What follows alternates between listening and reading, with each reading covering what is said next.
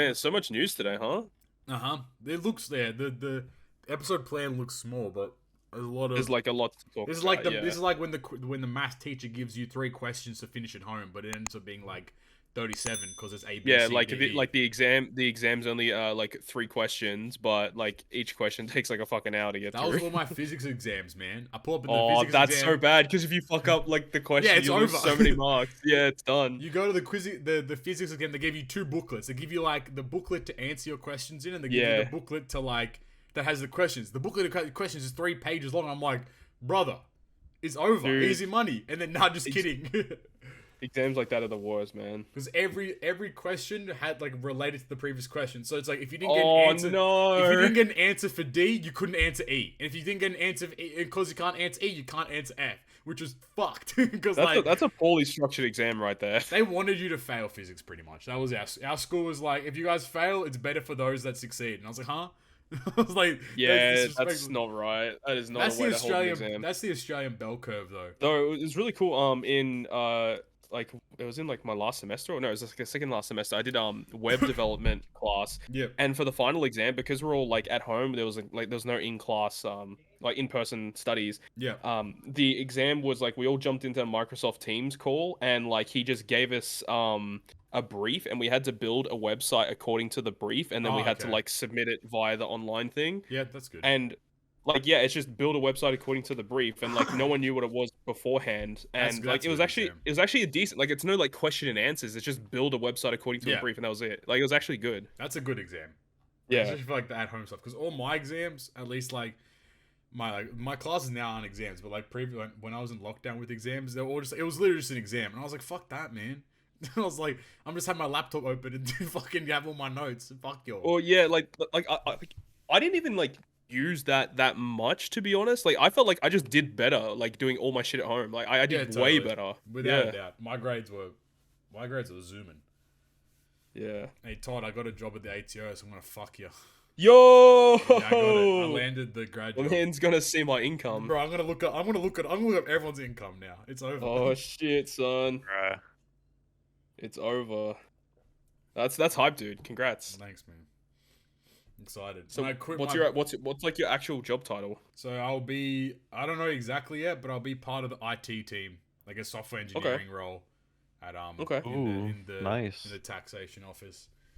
So that's so good. I quit my I put in my 2 weeks for my part-time job too, so I'm gonna finally have weekends again. Like fuck me. Nice.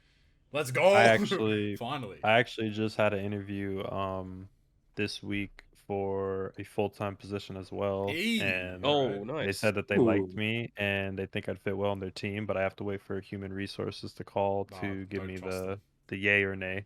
I reckon you'll bang it 100%. That's cool. Good shit. Knight, you still getting fat tips?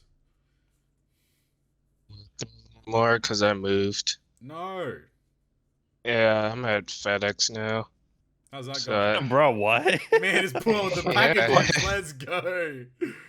Yeah, I'm taking your package if I see Pierre. Bro, hey, man. Don't take my package. I'm taking your shit. I'm taking that shit home. Yes, sir. What if it's like, fuck, it's gonna be like, I'm gonna buy a cookie jar on purpose now, and you're gonna pull up and take it or some shit, man. Yes, sir. That shit's gone. Depleted. I see Todd, I'm throwing that shit away. Huh? That is so disrespectful. There's no way, sir. Speaking of Todd, he did some off-screen skis on the doo-doo butter banner. No, we'll wait. We'll get to that. But with that being said, what is going on, guys? Welcome back to another episode of the Good Great Perfect Podcast, episode 55. We're joined by special guest Ryoiin. He's back for his second episode as a guest. What's up, Ryoiin? What's good? He's back once again. You got the clown. You got 3 Australians, 2 Americans. Once again, the Australians have taken back the GGP lands. We've outnumbered them. About goddamn time, you know what I'm saying? But lots of I'll news. get the emus on you guys. Oh shit! Don't bring that up. No, it's over. All right, never mind. You can have the land back. But nonetheless, lots and lots of news coming out. So we'll start with the boring stuff. Global, as per usual.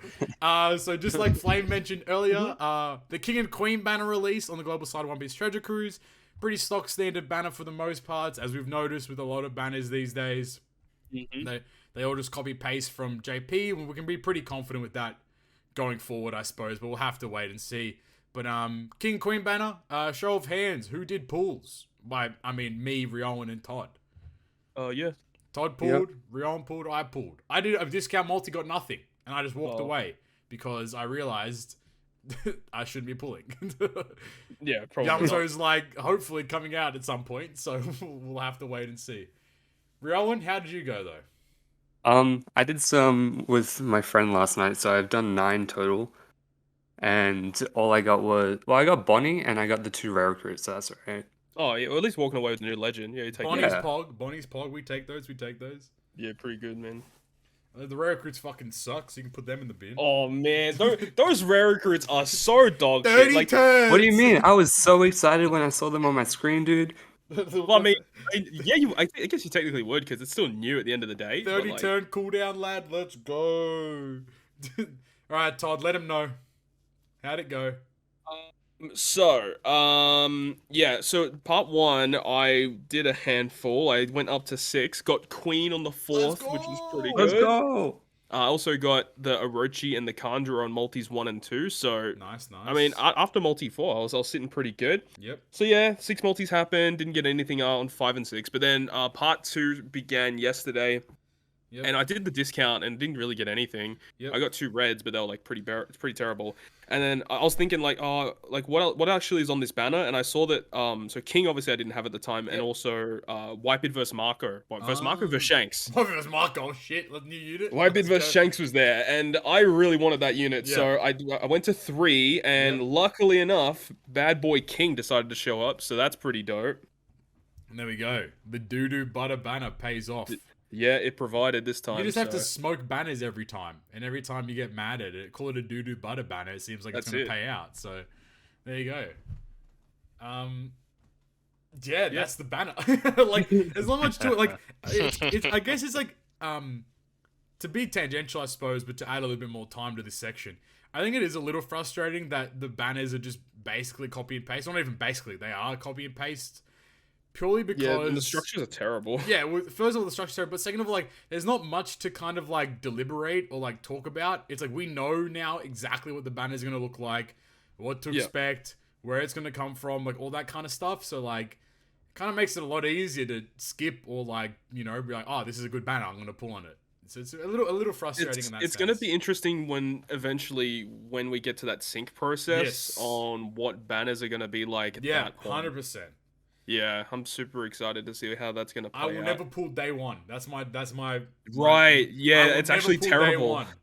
I'll never pull day 1 because I want to see what the legend does first, and then if I think the legend's good, then I'll pull. Otherwise, like, I'm never pulling on the first day ever again. Because, like, legit, like, they could have a banner 1 week, and, like, the week after that's they have cap, some huh? crazy new banner. Bro, you can't unmute yourself, say that's cap, and then mute yourself again. That's disrespectful. That's not cap. Part 1 is the worst. I believe it when I see it. Bro, pull up, man. Alright. Well, I wanted another thing on this. There's a random ass SNS campaign that will be done by the time that this podcast episode goes up. But again, like, the only reason I'm bringing this up is that it wasn't mentioned anywhere in game as far as I know. It was kind of just like thrown on to social media. Yeah. Which is very frustrating because for the most part, it looks like we're not even going to hit our I think we're getting very close. Okay, I'll do some research. Because like there was a lot of like the last yesterday where we weren't even close to reaching the goals for the social media. Mind you, it is 30 gems for the social media campaign, which is pretty decent. But I think it's a little frustrating that they're not adding they should add the social media campaign into the game so that the players they don't necessarily like follow or use the social medias all too much can at least like see that there's a post or there's something like that, and then they can get taken to that post and share it or retweet it or whatever. I've just had a look. We have successfully done it. Woohoo! 30 gems in the bank. Don't use them. Oh, I didn't even retweet it. Oh, fuck. This guy right here. That's why you only got Bonnie in the rare recruits, you nerd. Deserved. But yeah, That's it. Whatever. All right, more global stuff. New monthly gem packs. Whoa, what? Who said what? What? Somebody said gem packs and new in the same sentence, huh? Yeah, so Global has these really obscure new gem packs. I'm fairly certain that they were never available on JP, at least like the way that they're structured now. Oh, yeah, I know what you're talking about. Yep. So, as far as we know, that these are taking place of the previous monthly gem packs. So the previous monthly gem pack were the limit break sets. So it'd have like X amount of every color of shard, X amount of every color of medium crystal, X amount of every color of orb, and then gems. And that would get recycled every month. So for what we see now, which started a couple days ago, there is now a variety of new just monthly gem packs that hopefully will be coming out once every month. And we have a new Kizuna one, which is really cool, and then a bunch of new limit break ones. So the Kizuna one is 60 gems and 5 Kizuna potions. And you can purchase that up to 5 times a month. It is the same value, or it does cost as much as a 60 gem pack, so keep that in mind. Yep. But you do get 5 Kizuna potions, which I think is like the most that we've ever received in a sale beforehand. And for that to come out like once a month, or like potentially refreshed once a month, is really good. And Japan have never received that one. Like, we had a look at it. Like, Japan's highest Kizuna pack that they've ever had was a 3 potion pack. Yeah, that's it. Like, so for this to be a 5 potion pack and be able to be purchased 5 times, really good. And then it also kind of scares me though, because like all the like Uber whales are gonna purchase them all, and they're gonna have like so many Kizuna potions. Yeah, well, exactly right. Forward. Shout out Ryoiin. Thanks Ryoiin for purchasing 25 potions for us, man. I mean, shout out to us with the recent Kizuna, by the way. We got top 100, so it's pretty good. Rank 90. Shout out the Bandai Spies as usual. How did you guys go, Ryoiin? In the Stump Grand Fleet, we got S1, I think. So fuck Stump. Yeah, fuck Stump. Man, fuck all my homies hate Stump. That's the earliest fuck Stump I've had in a minute. Fuck that guy. Goddamn. Where's Knight? Knight, you're missing out on the fuck Stump moment, dude. I said fuck Stump. Okay, good. I just want to make sure. Need to make sure you're part of it. You know what I'm saying? You're the fleet admiral in the fuck Stump Grand Fleet. You know what I mean? But the limit break packs are shit. But they are 30 gems, 20 of each shard, 10 of each crystal, 1 of each. So not even 1 of each. It's 20 of a color of shard. So like strength, dex, quick, sign, int, and then 10 of that crystal, 1 jewel, 1 large potion, and this can be purchased 2 times. So this pack is completely avoided at all costs. That's trash. I think it's the same value as a 30 gem pack. Yeah, I think it is. Which makes it worse. If that was like $10 or like $20 and they made it like, you know, 15, but then again, it's like gems. it's more of like it's like if you had to purchase a 30 gem pack, that would be the one you'd want to purchase. Yeah, 100%. You get a little bit of limit break materials. It's still trash though. It's just the limit break materials just aren't enough to like constitute you spending. Like, I would love for them to make like I think like the login gem pack that we have now, like they last for 25 days, like the best thing to purchase. Yeah. I would love if they expanded that to like having one for limit break materials, having one for Kizuna potions, having one for like support medals, like that kind of stuff. So you could like buy a bunch of them and then get a bunch of resources coming every day as well. That'd be nice. Yeah. Because like imagine like one where it was like you get 1 potion every like 2 or 3 days or whatever. Or like you get like 5 shards for the first like 5 days. And then you get like 5 medium crystals and like 1 orb or some sort of like assortment of limit break materials. Where you could, you know, you just like build up a stockade. Which, you know, we'll talk about later, limit break materials as well. But not really too much there, I suppose. Like Kizuna pack is very good. I personally will probably buy 1 per month. Purely because like it's 5 potions. As long as it does refresh, that is. If it doesn't, then that's really lame. But I do believe that these ones will be like the monthly packs that do refresh. Purely because they're replacing them. No, you know what it's going to be? It's going to be refresh on the 31st of December. Oh, yeah. Like the ink bottles. Bro, yes, that's just so lame. Yeah. How you gonna add ink bottles to the TM shop, but then have them only refresh once a year. It's Never in my life. Never in my life. New Year's Day, I'm gonna go buy some more. I'm excited. All right. And probably the biggest portion of news for global is 11.1 has been properly announced. The friend invite campaign. Woo. Bruh, the fact that we got that and Japan got what they got. Bro, no, don't. I don't want to cry. I'm gonna start crying, man. So this is exactly the same thing that Japan received. Essentially, the way it works is that there'll be a new button with the friend menu. You invite a friend via like social media. You get a code. They input the code, and then there's a bunch of missions for your friends to complete. And if they complete the missions, you receive gems. Up to a total of 310 gems. However, you can invite up to 30 friends and get up to 310 gems. So, who's making alt accounts? I was about to say, who's the one making alts? Not me. Fuck that. If you pay me, I'll do it. I'm not fucking doing it otherwise. I don't have friends, why would so I pay you to can't do that when I can just pay really myself to get the gems? Like, I'll just buy them. Bro, you really think I'm gonna sit there and play treasure map on like 10 accounts? The hell no. Like, it's not worth it. Like, I mean, for you maybe, Todd, because you can just like put it on your stream and say, hey, if you want to put in my friend code, like... Do you only get a certain amount of invites? I think it's up to 30. I think it's so, up like, to 30. Hypothetically, if I send out like somewhat like a code or something so for someone to download it, yeah, and if they like download it and let's say they play it for like 10 minutes, can that like another person can't use the same link or code? I think it's one code. Like, here it is. Have your friends enter invite code at the start to start a friend mission. If your invited friend clears their friend missions, and you and your friend will get rainbow gems. There's nothing on. Only friends who are referred will have the friend missions. Friend missions can be unlocked by invite new accounts within the first 72 hours of installing and starting the game.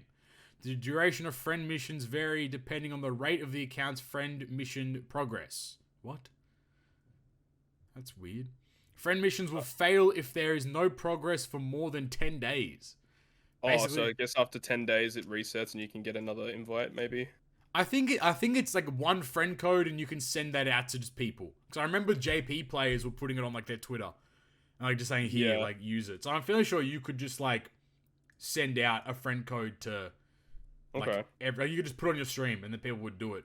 But like they just have to, the missions, if they complete missions, and there's a list of missions. So for example, get pirate level, 30 login days, raise support, raise limit break abilities, clear a quest with the friend who invited you as a friend captain, kind of weird.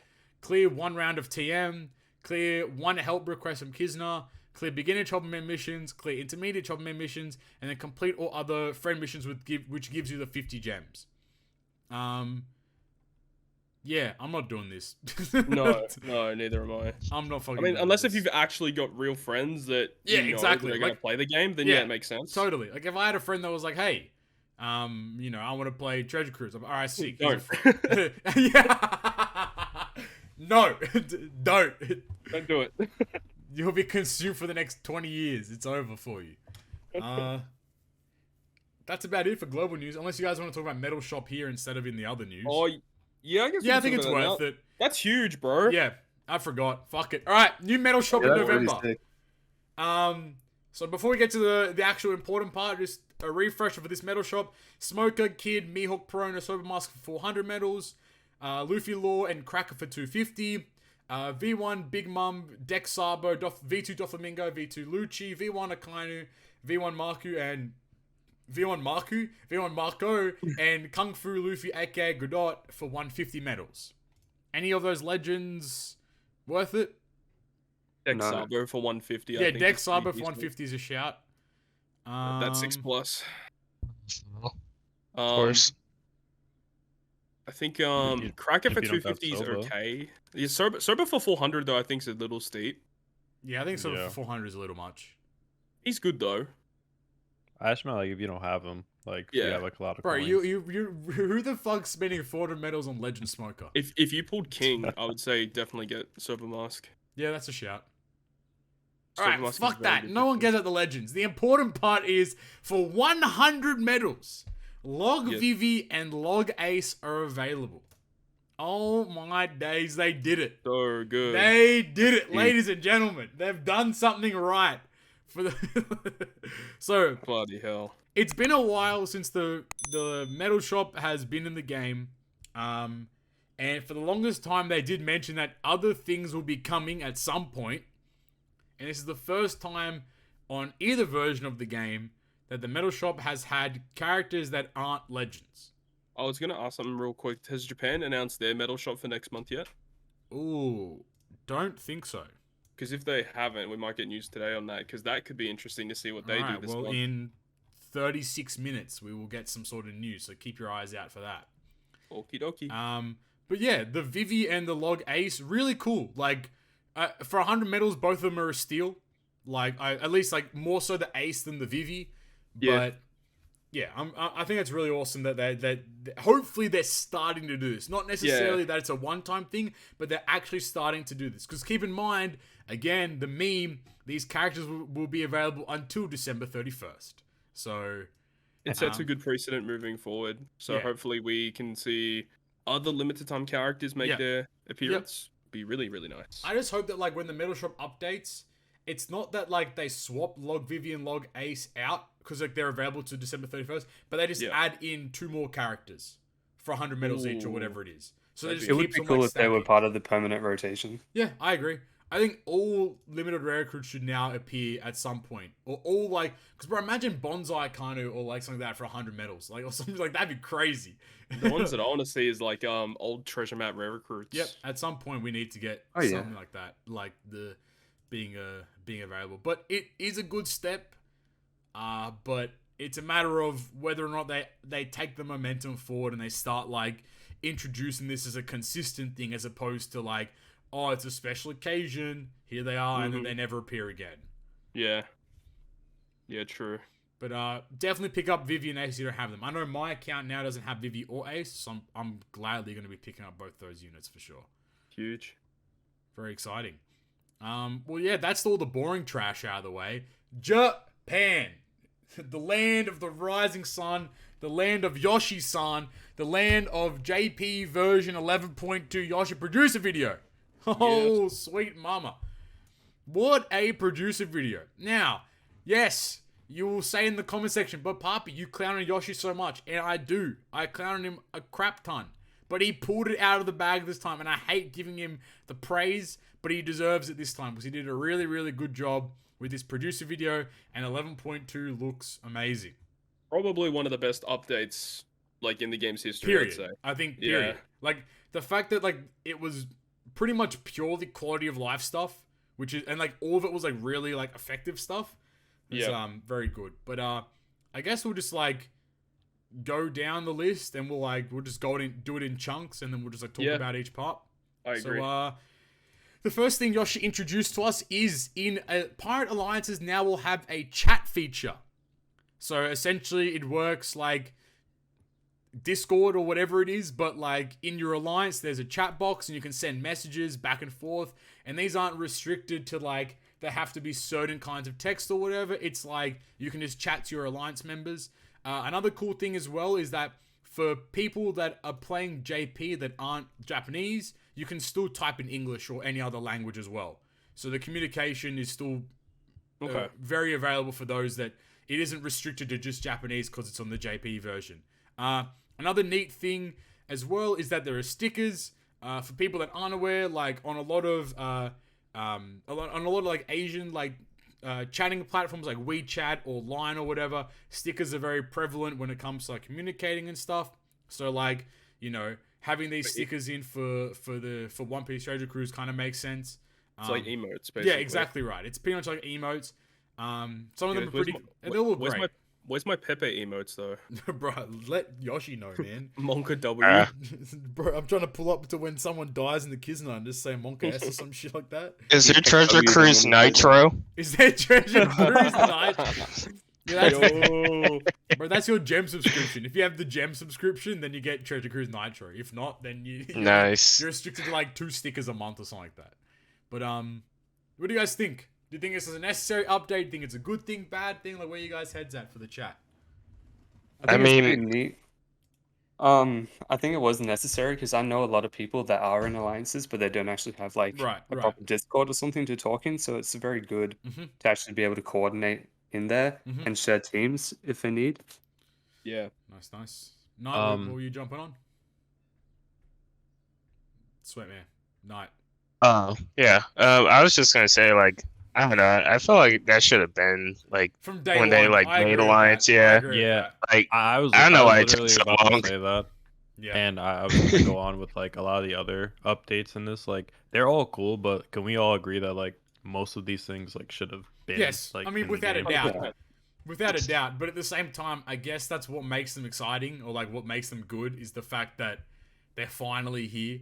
Like that's kind of like where my head's at. Because I agree with you. Like pretty much every one of these updates should have been in the game from the start, but like I guess the previous producer didn't have the same vision, but nonetheless. Todd, what are you thinking? How you vibing with the alliance chat function is like for our alliance personally, like it probably doesn't make that big of a difference, I guess. But I don't know, maybe they're prepping it for something in the future. You never like know, maybe there's a reason why the chat functionality is there. I mean, I know that a lot of alliances might not have the ability to directly communicate with other platforms, so it's a good feature to have. But what Flame and Knight said, it probably should have been in there from the beginning. Honestly, it's just pretty weird. I will also like to add that I think it's a good thing as well because I know, like, I mean, like, depending on like the alliance, like some don't have Discord and stuff, so if someone's not like playing the event or something, you can like type in the chat, "Hey, dumbass, play." You can just spam like one of the where is it? One of the stickers, one of the stickers is like the Jinbei sticker is like saying sorry or something shit like that. So you can like spam some crazy shit in this chat, whatever. No, the Zoro sticker says like I fell asleep. What the fuck? So you can just like someone says, "Hey, dumbass, play." You just start spamming the Zoro sticker, just a bunch of I fell asleep. But I don't know how correct it is though. But I remember listening to what Yoshi was saying, like, or reading the Japanese. I think that I don't know if he meant like stickers in the future or these stickers, but he mentioned something about like stickers will be earned by playing content. So in future, like alliances and stuff like that. You'll earn more stickers by playing content. So pay to win stickers? That's crazy. That's like Discord. You asked for Treasure Cruise Nitro, and there it is. You gotta clear Arena Frankie for the 20th time to get. We need a face sticker. Dude, I'm down. I'm down. Bro, you gotta pull the legend on debut to get a sticker. Oh no! Relax. Talking to me it's like ink bottles all over again. Brother, please don't give anyone ideas. You know they listen to us, man. Don't give no one no ideas, man. Don't do that. All right, moving on. So the next update was relating around something that we already knew about and we talked about a little bit, but it's the feature of being able to max out your character without like using materials, max out your character without having like those abilities active. So like verbatim, you can max out the character's limit break potential, sockets, and support without unlocking them, but their effects will not be active until you unlock them. And you can also select which limit break potential ability you want to power up when using a duplicate of a character regardless of evolution. I think this is a great update. I think this is really good. Yeah.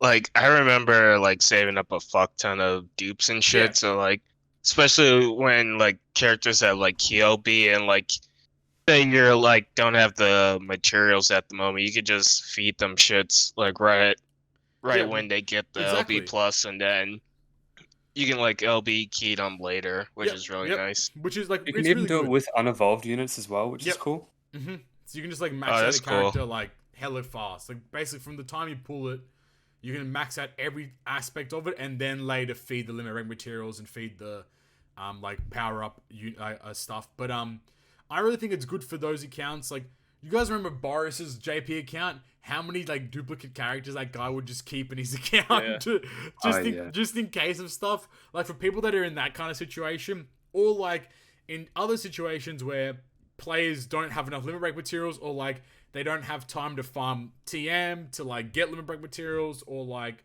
anything of those kinds of fronts. This is awesome because you can really good for new players as well. When they don't actually have the materials, they can still get their character done. Exactly right. Like I think it's a really positive update for that kind of stuff. And plus, like it just makes like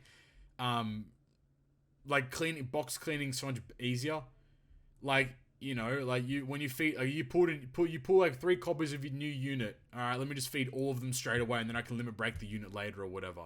So you don't have to stress about like worrying about if the unit's limit broken and switching menus and blah blah blah blah blah. You just feed the unit and then worry about limit breaking them later or anything of the sort. Yep. On powering up though, you can now feed more than 10 copies of a singular item at a time rather than 10 at a time. So the way that that's working is that you can feed up to 50 copies of a singular item in a stack, and you can feed that into a character. Huge. Massive. Like, essentially what you could do is you can feed all your support medals, you can feed 50 tomes, which guarantees you to max out the sockets you want. You can feed so much better. You can feed all the you can feed 50 of each level of like pirate flag. You can feed skill books immediately. You can feed tablets immediately. Like you can stack all these items. So instead of you tapping like 7 lobsters at a time. I think Yoshi also made a joke about that too, like going one by one of each lobster as opposed to just feeding them all at one time. Because the infographic shows them feeding 30 elder turtles at one time. So they've really just streamlined the entire process of you can feed like a stack units. of like all the stuff that you need at once, and then when you go to feed all the stuff, you can press the skip button. Yep, and it gets rid of all the animation. So the skip button actually skips the animations now. What a time to be alive! Like, so, previously the way that it worked, like I'm sure everyone knows, is that when you did the level up would be done, then it would go to skill up, and then when the skill up was done, it would do the potential abilities, and when the potential abilities were done, it would do the support. So you'd have to watch each number progressively like go up. Whereas now when you hit skip, everything gets skipped and it immediately shows all the numbers that changed and everything that was up and updated, blah, blah, blah, blah. Like it's completely streamlined. So the whole powering up system has been completely streamlined. It takes you like a couple of seconds now to just power up a unit completely, opposed to you sitting there feeding individual copies of things and waiting, and like it's a very much a positive update to the system there. It's so much better. And then also on top of this, they have 2 new menus that show up when evolving or maxing a unit. So if your unit reaches max level and the unit can be evolved, a menu will pop up that asks you if you want to evolve the unit. If you say yes, you're taken to the evolve menu. You can evolve the unit, and then when the unit is evolved, it'll actually ask you another menu. It's like, do you want to level up this unit? Do you want to enhance the units? Like level them up, and then you can go straight to the next menu and level up the unit from there. So it's just basically streamlined. Yeah, I know Dokkan Battle has that feature as well. Actually, it just makes everything so much more like straightforward. Yeah, which is really positive. And just the whole system becomes more streamlined. Just spending less time like in your character box managing your box. Exactly. Like I think most of the time you spend more time managing your box after a Sugo Fest than you do playing with the actual like new characters or whatever it is. All right, now into the nitty gritty. Limit break materials, including potions and guiding keys, have a max capacity of 99,999. And how long have we been asking for this? Oh, buddy, it's been a while. Since like Treasure Map like 3 or something like that. It feels since Limit Break before Limit Break Expansion came out. Yeah. Because people were at everyone was at max limit break materials because they had nothing to limit break. Like, what do I do? Like, I have nothing to do here with these materials. But you can now finally hold up to 100,000 limit break materials, including potions and guiding keys. I mean, if you have 99,199 guiding keys, like you're in. I don't know what you're doing, man. But he's hacking. He's cheating. But for me, like the potions is actually really sick. I mean, like obviously, like they're not like the most they're not the most necessary thing, but I feel like for the most part, you're always gonna be maxing out on your potion stack regardless. So I think it's really good that during a treasure map. If you're continuously playing, especially in New World, like you're getting so many large potions, you get like at least like 2 or 3 per run. It feels like. Yeah, well, that's 100% right. Minimum. Like minimum 1 per run. Yeah. So like you know, like you'll be like, yeah. And you got the super boss Kazuna as well, where you just get so many potions. That's also very true, actually. That's a really good point. Yeah, like that's actually a really good point. Like, you know, I guess now for me, like, I'm the narcissistic prick, right? So like, tell me something I don't know. Are. I know. I'm just letting you. I'm just reminding the audience in case they forgot. You know, what I'm saying, fuck, I hate my friends, man. But for me now, it's like I'm gluttonous. It's never enough. Like, okay, you're gonna give us the upgrade in capacity. That's fantastic. But now give us the opportunity to actually start getting more limit break materials. That's where my head's at the moment. Because sure, you can give us up to 99,000 limit break materials, but there's still no way to get that unless you're playing 600 nav levels of treasure map every day. You know, like it just doesn't. It's gonna be very challenging for players to still like to have a lot of limit break materials. At least in my opinion, that is. Unless if their new teased game mode. Ooh. Or new teased hey, leave that to the end, man. No, I'm joking. But, unless if that has something to do with it, maybe there's more materials there. Because I saw like a few people on JP Twitter had like 3,000-4,000 limit break materials already. How? Probably because they had like mail. Because they already had max stuff. So I know Game Freak will probably be a similar position too.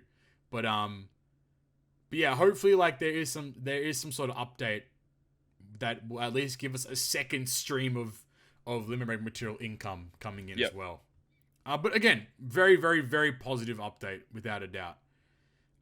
Moving on, you can now select which character of a dual unit starts the stage. That's so cool. Really awesome. So in the infographic here, it's basically using the same UI as versus units when you put them into the crew. So it shows Luffy and Ace. And essentially you can just pick which one you want to start. I think as well in the team preview, it actually shows like the icon for that character as well. Yep, it does. Which is pretty neat because you don't really see those individual icons like ever. That's like a little aside, I suppose. But this is really good, and especially it's really good for Garp challenge situations where you can start the unit off as the correct color, so you can go a little faster.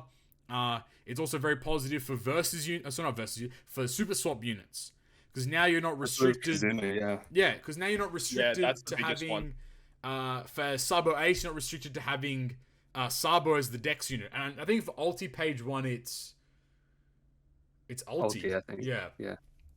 So you're not restricted to having them as the thing, as the final unit on the super swap, purely because you can now select which one starts, and then it's a good step there. Yeah, very positive again. Moving on from that as well, Kizuna. You can now summon on the Kizuna exchange using 100 tickets at a time.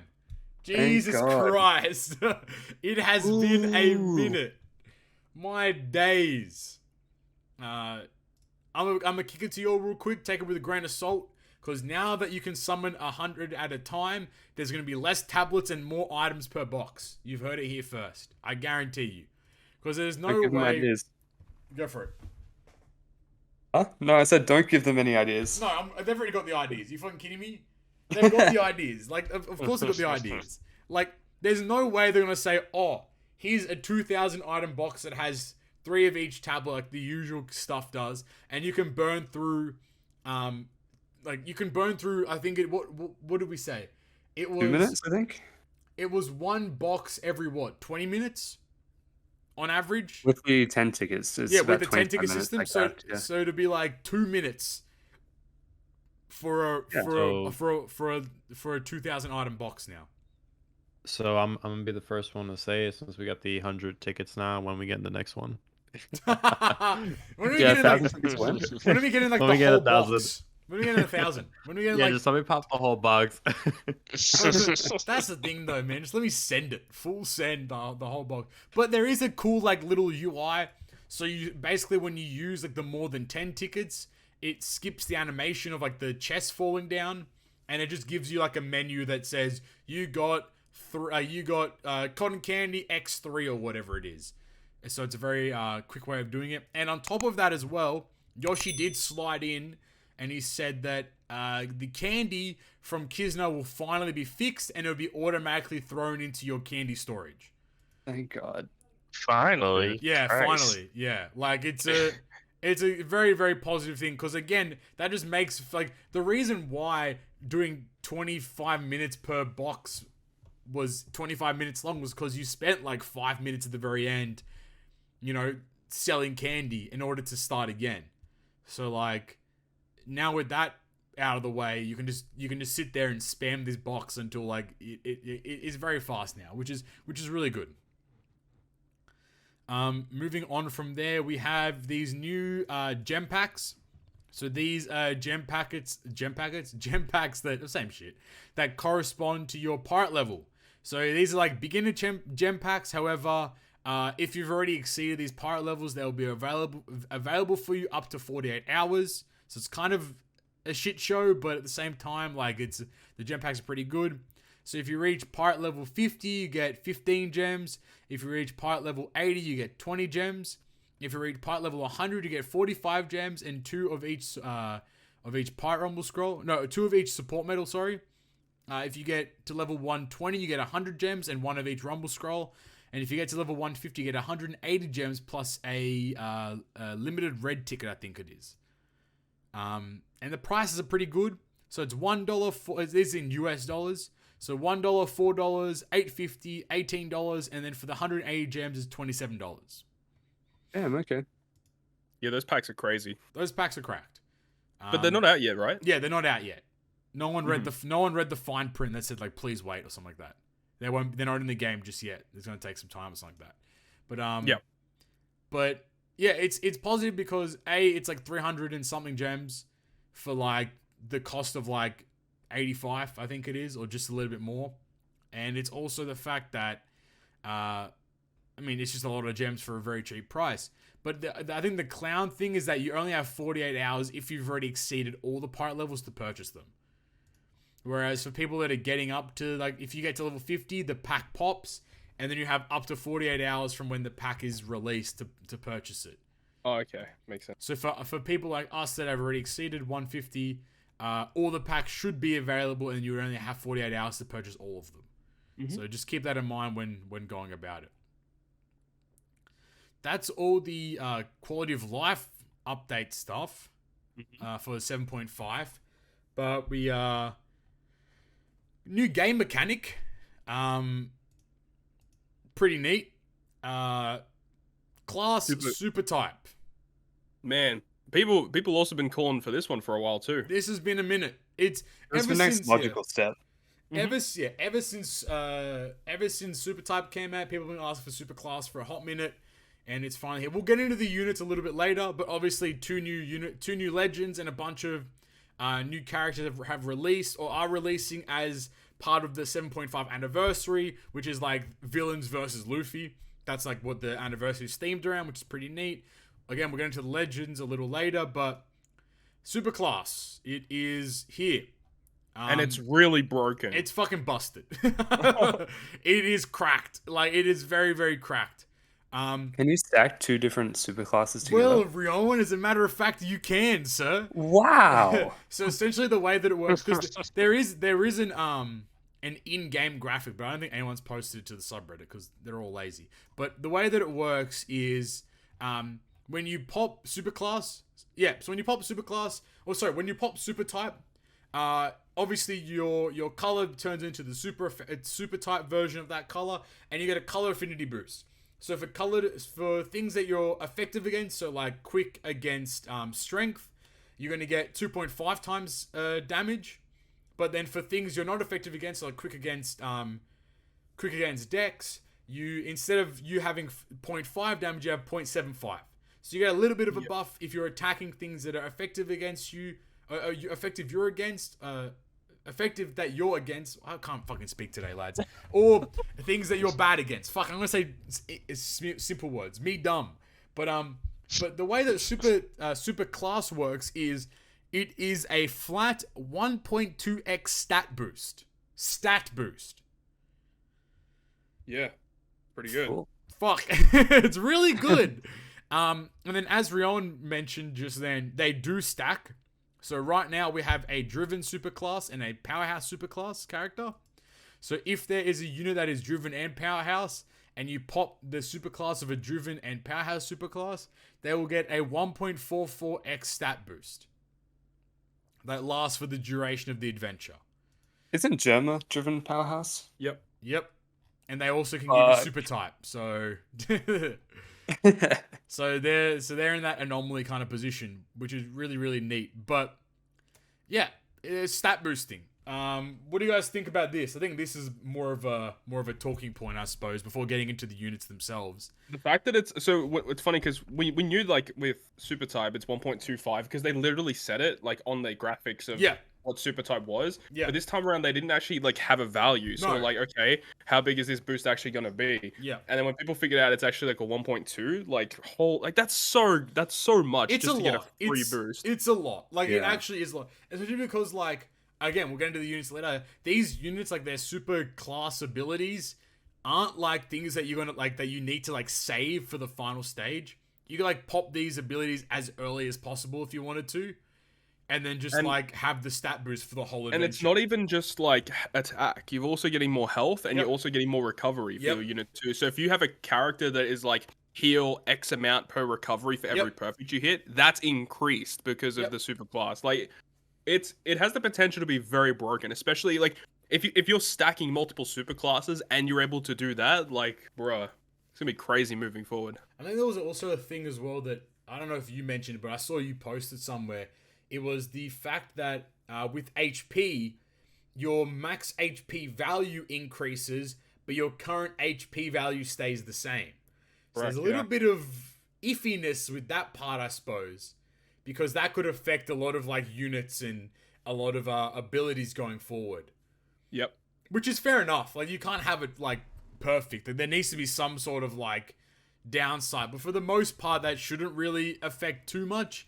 But there are a few units that do require like you to be at max HP, or you just need to use their special before the super class. Exactly right. Yeah, but it's really good. Like sounds super like dual units. Yeah. Right. Yeah, exactly. It works the same way. Yeah, exactly right. It works the exact same way as like hypothetically, like a Luffy Sanji, if you wanted to use their special, but you're at full HP, you'd have to use that first, then use the super class.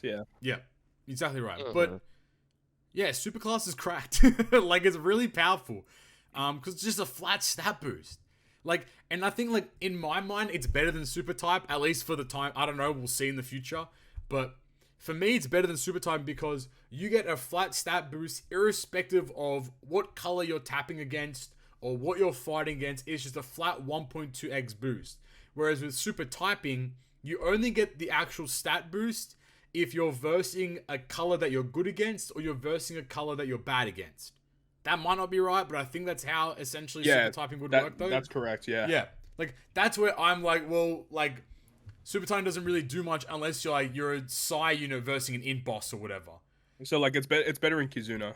Yeah, exactly right. But the thing about it is if you have two of the same captain or two super type captains, like, having two super types doesn't stack, but two super classes do stack. So having a super class and a super typing is the most optimal way moving forward. Yeah. So hybrid captain meta is well in full swing right now. Because when we mean that two super classes can stack, we don't mean like you can pop two Doflamingo super classes and they stack on top of each other. No. We mean that like if a unit is powerhouse and driven, you can either use a powerhouse super class or a driven super class. And if you use both of those stat boosts combine together for a 1.44x stat boost, which is just crazy, insane in itself. Like if you've used Last Tap Law's 1.5x damage boost, like this is basically that, but like no special involved. Like it's just like that's so good. It's a flat stat boost for the whole adventure, pretty much. Or even just like the 1.3 times stats you get in Kizuna. Yep, exactly right. You know, Like, and that makes such a big difference for boss fights as well. When you get that Kisner boost and you're versing the boss, like, you get a lot more damage output. So this just makes it peanuts. But it'd be really interesting to see how much HP you can get with the new Koala Legend as well. That's a good shout. Yeah, I think that's a really good idea now. Seeing where you could go with that. That'd be pretty unique mechanic. It's just like, so currently we only have Powerhouse and Driven super classes, so it's going to be interesting over the coming months. Free Spirit Luffy. I'm calling it now. There's no way they don't make Luffy a Free Spirit super class. Yamato V2. Yamato V2 already. Let's go. High key, I can see Odin V2 being I agree. That'd be cool. One. Zoro Slasher superclass. No, bro, no more Zoro. No. Sanji Fighter superclass. Let's go. I don't know. We'll see that. Again, like, mechanics like this are always cool because it, like, again, it opens up the new path of, like, potential characters. Now, what do we have? Yeah. We have normal legends, we have dual units, we have versus characters, you have super type characters, and you have super class characters. And then you got the shitty PvP legends, which are nothing. Yeah, fuck them. Kuma, my boy. Kizaru. He's alright. Every time. He's okay. He does his thing. That's it for the most part. I mean, we'll talk about the banners, but just keep in mind for JP players, there's 3 free multis. 1 on the new units part, and then 2 free multis on like a Halloween part that has all the Halloween legends on it. So hawkfully you guys get some good luck there. Actually, that's interesting. Yep. That's interesting that they have the Halloween ones back still for free multis because Mihawk, right? Yep. And then Mihawk 6+. You've done Halloween Mihawk does look to be the next super evolution of Japan. You've done the math there. We'll talk about it in other news a little later, but he's done the math there. But that's why I think that if Global wants to push all this stuff out, they could release the 2 new legends and like the Halloween new legends at the same time. But we can talk about that at another time, I suppose. And for JP players, they got 30 gems as well, which is always a great sight. Yes, the final thing is that for this event, there is a Heavenly Demon versus Straw Hats Pirate Alliance Blitz that goes for 2 days. So keep that in mind. And then at the very end of the presentation, Yoshi mentioned that there will be a new kind of content coming up in One Piece Treasure Cruise at some point. And what he means by new kind of content, he means akin to things like Pirate Rumble or Kizna or TM. So hopefully we get some information in the coming weeks or months. I mean, I don't know. Hopefully sooner rather than later. But new content, so I'm very excited to see. I think people are predicting that it's going to be similar to Dokkan's Battle, whatever it's called, Battle Road, Battle something or other, but... Oh, Super Battle Road. Super Battle Road, yeah, which I don't think it is because it doesn't make... Because isn't that basically TM without the steps? It's just like 5 boss Super fights. Battle Road is... No. It's Super Battle like Road a is more the garb challenges. Yeah. There was also another one. There's like another one that they're mentioning it too. I don't know. But they were saying it might be some similar stuff. Oh, Battlefield. That's it. That's what I was mentioning. There's Battlefield and there's Chain Battle. If they did a Battlefield style thing for Treasure Cruise, I could actually see that. Yeah, that could work. There you go. So again, really this is all this is all speculation though. Like we don't everyone's only assuming the Dokkan stuff because obviously Yoshi came from Dokkan previously, and a lot of the Treasure Cruise stuff in the past couple months has been pretty similar to how Dokkan's approach things. So Battlefield would be interesting because like basically how it is there's like 10 bosses in total, and once you use like a team or whatever characters to beat one of the bosses, you can't use it again for the other 10 bosses. Right. So you basically have to build like 10 different teams of characters, and you basically select like a pool of like 110, 120 characters, and then you use that pool to build teams for the 10 bosses. Bro, people are gonna lose their brains trying to do that. Yeah, it's gonna be Bro, like, if they did something like that would be only. crazy. Bro, Treasure Cruise, that'd be fucked though. That'd be so fucked to Treasure Cruise though, because that's hard. That's actually hard as fuck. We gotta get in the lab. Yeah, we'll have to get cooking if that's a thing though. But no, that's gonna be really exciting. Hopefully the new kind of content brings them break materials. Hey, that's all I want at the end of the day. But that's all I think the quality of life stuff. There was a login campaign. I don't know, like what is that, like 20 gems maybe or something like that from logging in for 15 days. So that's neat. They reran Tankman Luffy raid. I don't know if it's a rerun or if it's new for JP. I don't know, something like that. I think it's a new event. Really? Yeah, it looks like it. Did Tankman that's not a exist? new one. What? It looks like no, there's a point farming. Tankman, but there's a new. Oh, like, this is event. a new event. Yeah. Like this is like a drop. This is like a drop event as well. Yeah, it's like the point farming event. It's hella cringe because you can only run the 8-star 30 times. So if you don't get enough drops in the 8-star, and you Wait, don't have no shot. Wait, are you ass. serious? Yeah, dead ass. What? Yeah, seriously.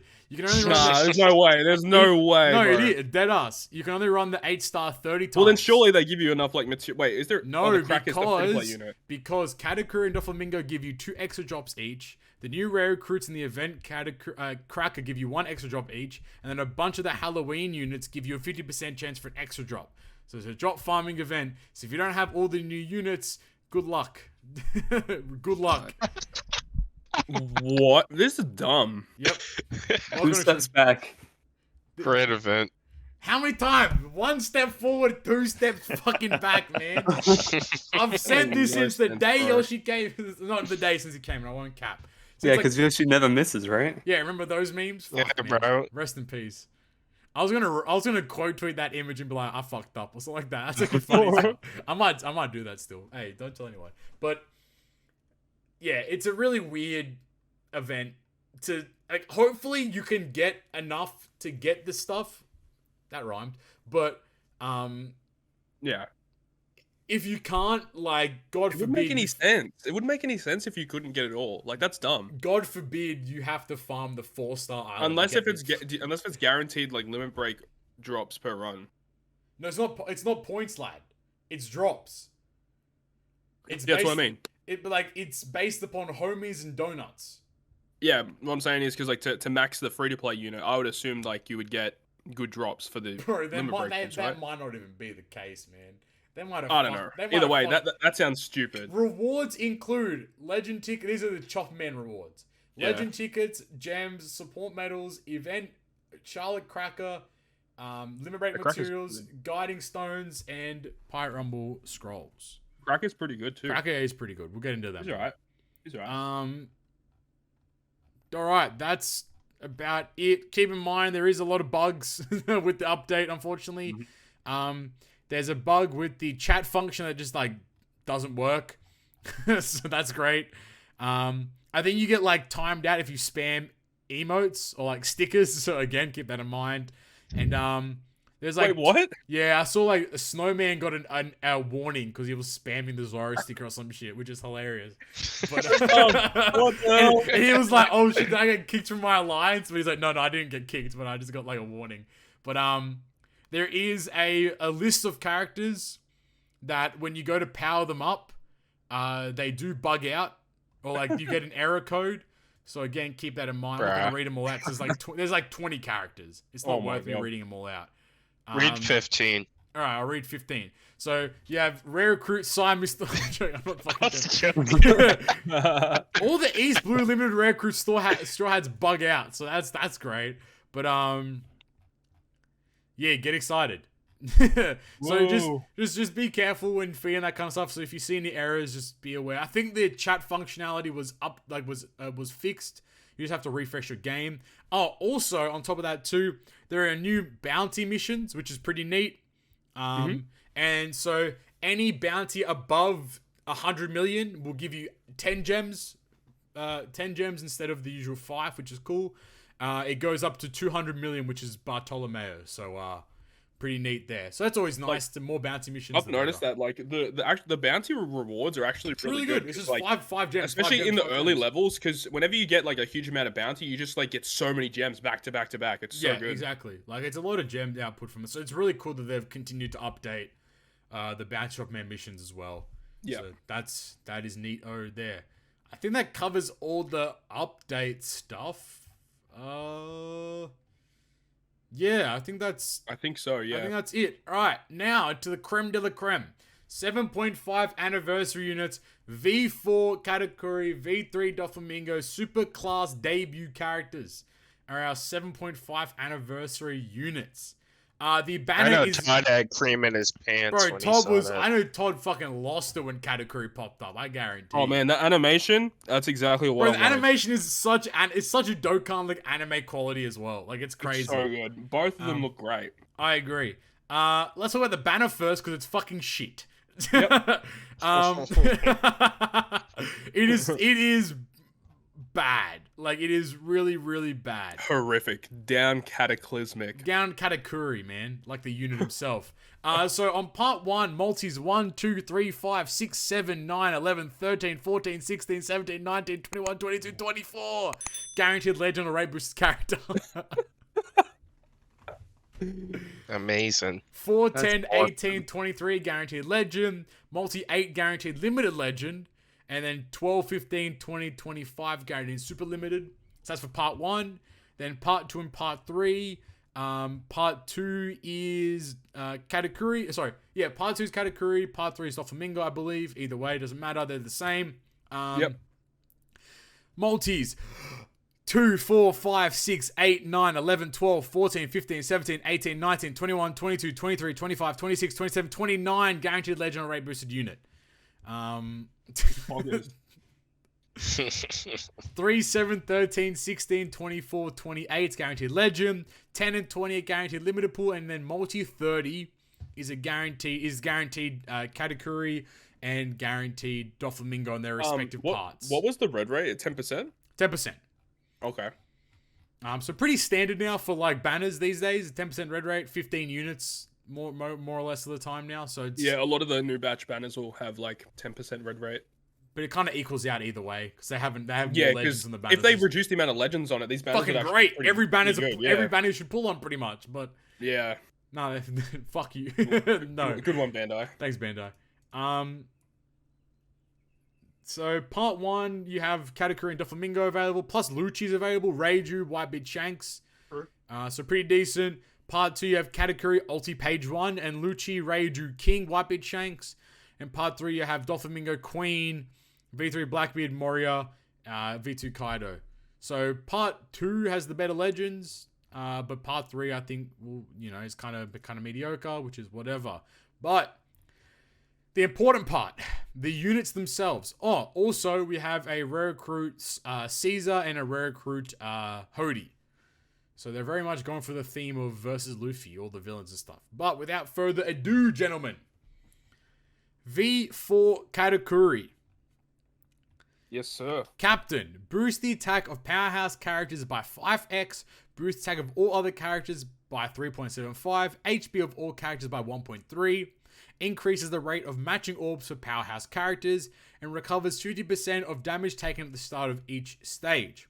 His HP cuts the HP of all enemies by 10%, adds plus 1000 base attack to powerhouse units, boosts the orbs of powerhouse by a variable amount depending on the amount of damage taken. So 0 to 24,999. Damage taken 2.25 times orbs. From 25k to 49k, it's 2.5 times orbs. And from 50k plus, it's 2.75 times orbs. If there is already an orb boost active, boost the attack of powerhouse characters by 2.5 for 1 turn. His super type condition or super class condition is if any special is activated 4 times in the adventure, or if there is a Charlotte family member or Luffy in the crew. His super type special is extends orb boost for 1 turn, changes all orbs, including block orbs, into matching, and then changes powerhouse characters into super powerhouse characters. And his support ability is once during the adventure, when the supported character activates a special,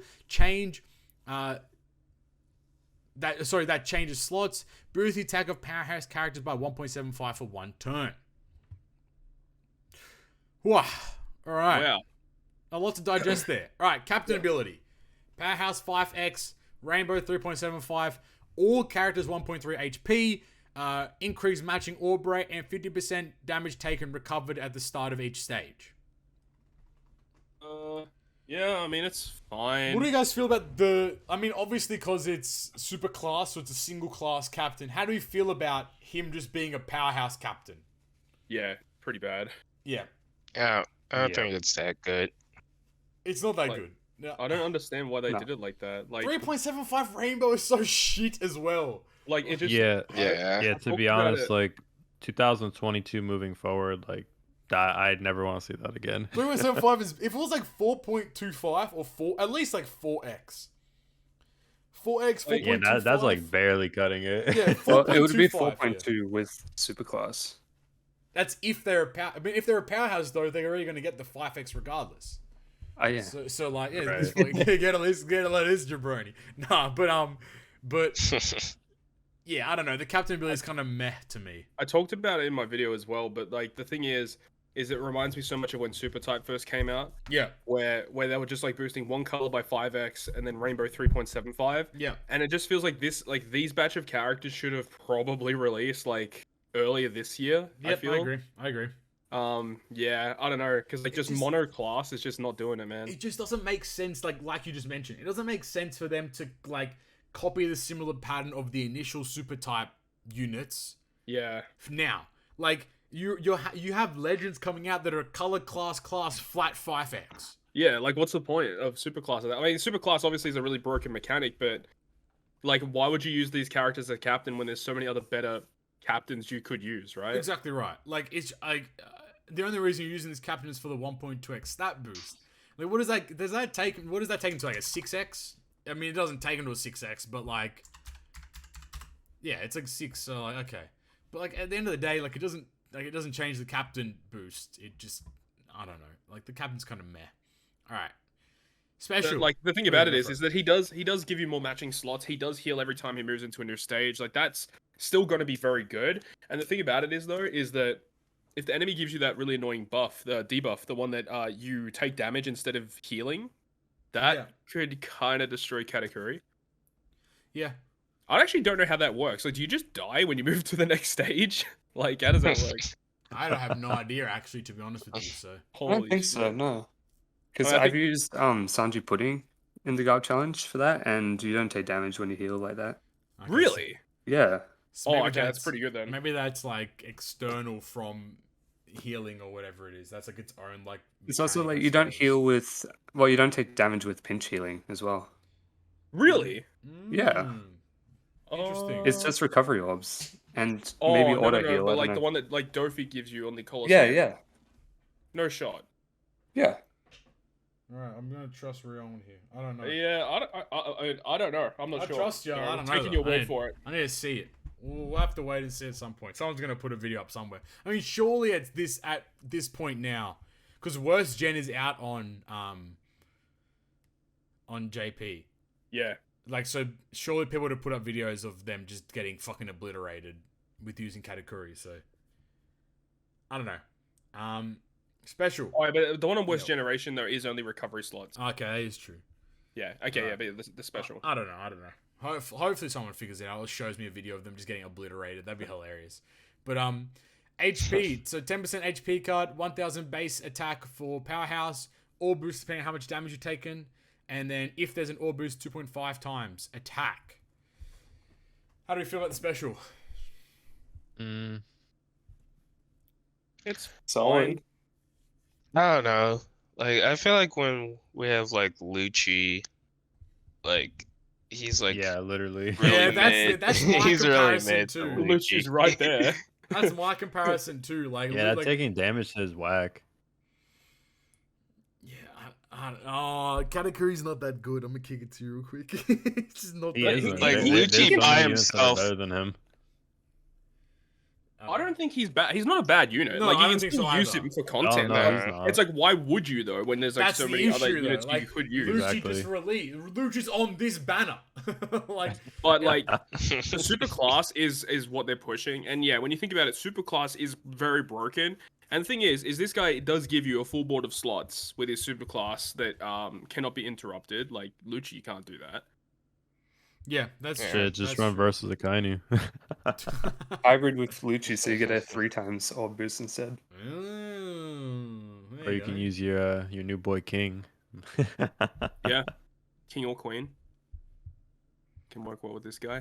Yeah, I don't know. I like him, but yeah, I understand where everyone's coming from. I completely understand the fact that like, yeah, it's like, why use this guy when there's literally like King, Queen, Moria, freaking Lucci, Akainu. Like, there's a lot of powerhouse units that are just better Lucci.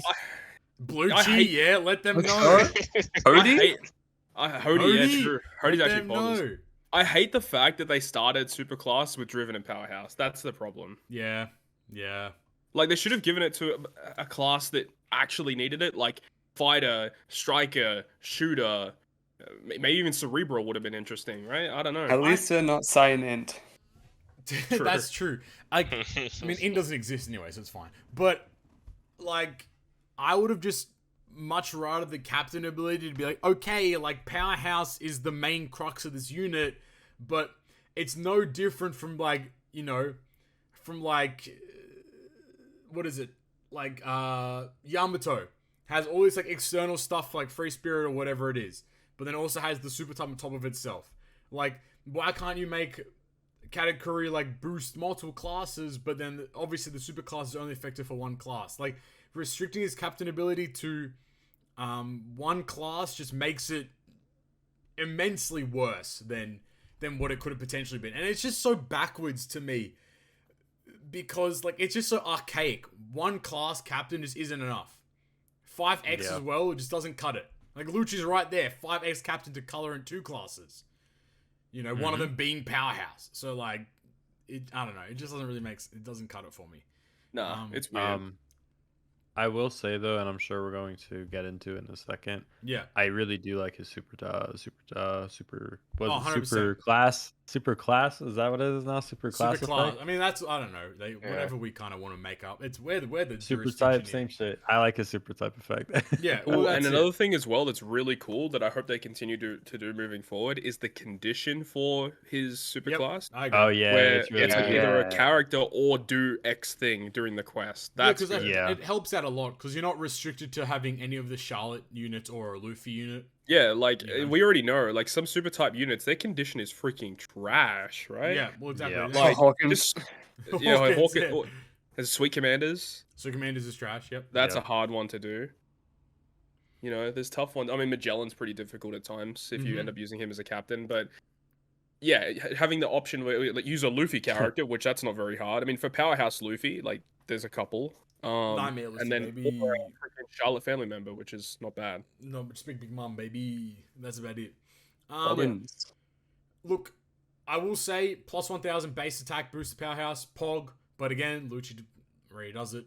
Like, you know, like, but I think base attack boost is a really good, like, new, like, buff mechanic. So the more units that have that, the better. Because you can just bring category on your team. Because I think plus 1,000 base attack boost is always going to be a lot of damage output. Plus 1,000 base stats plus the super class.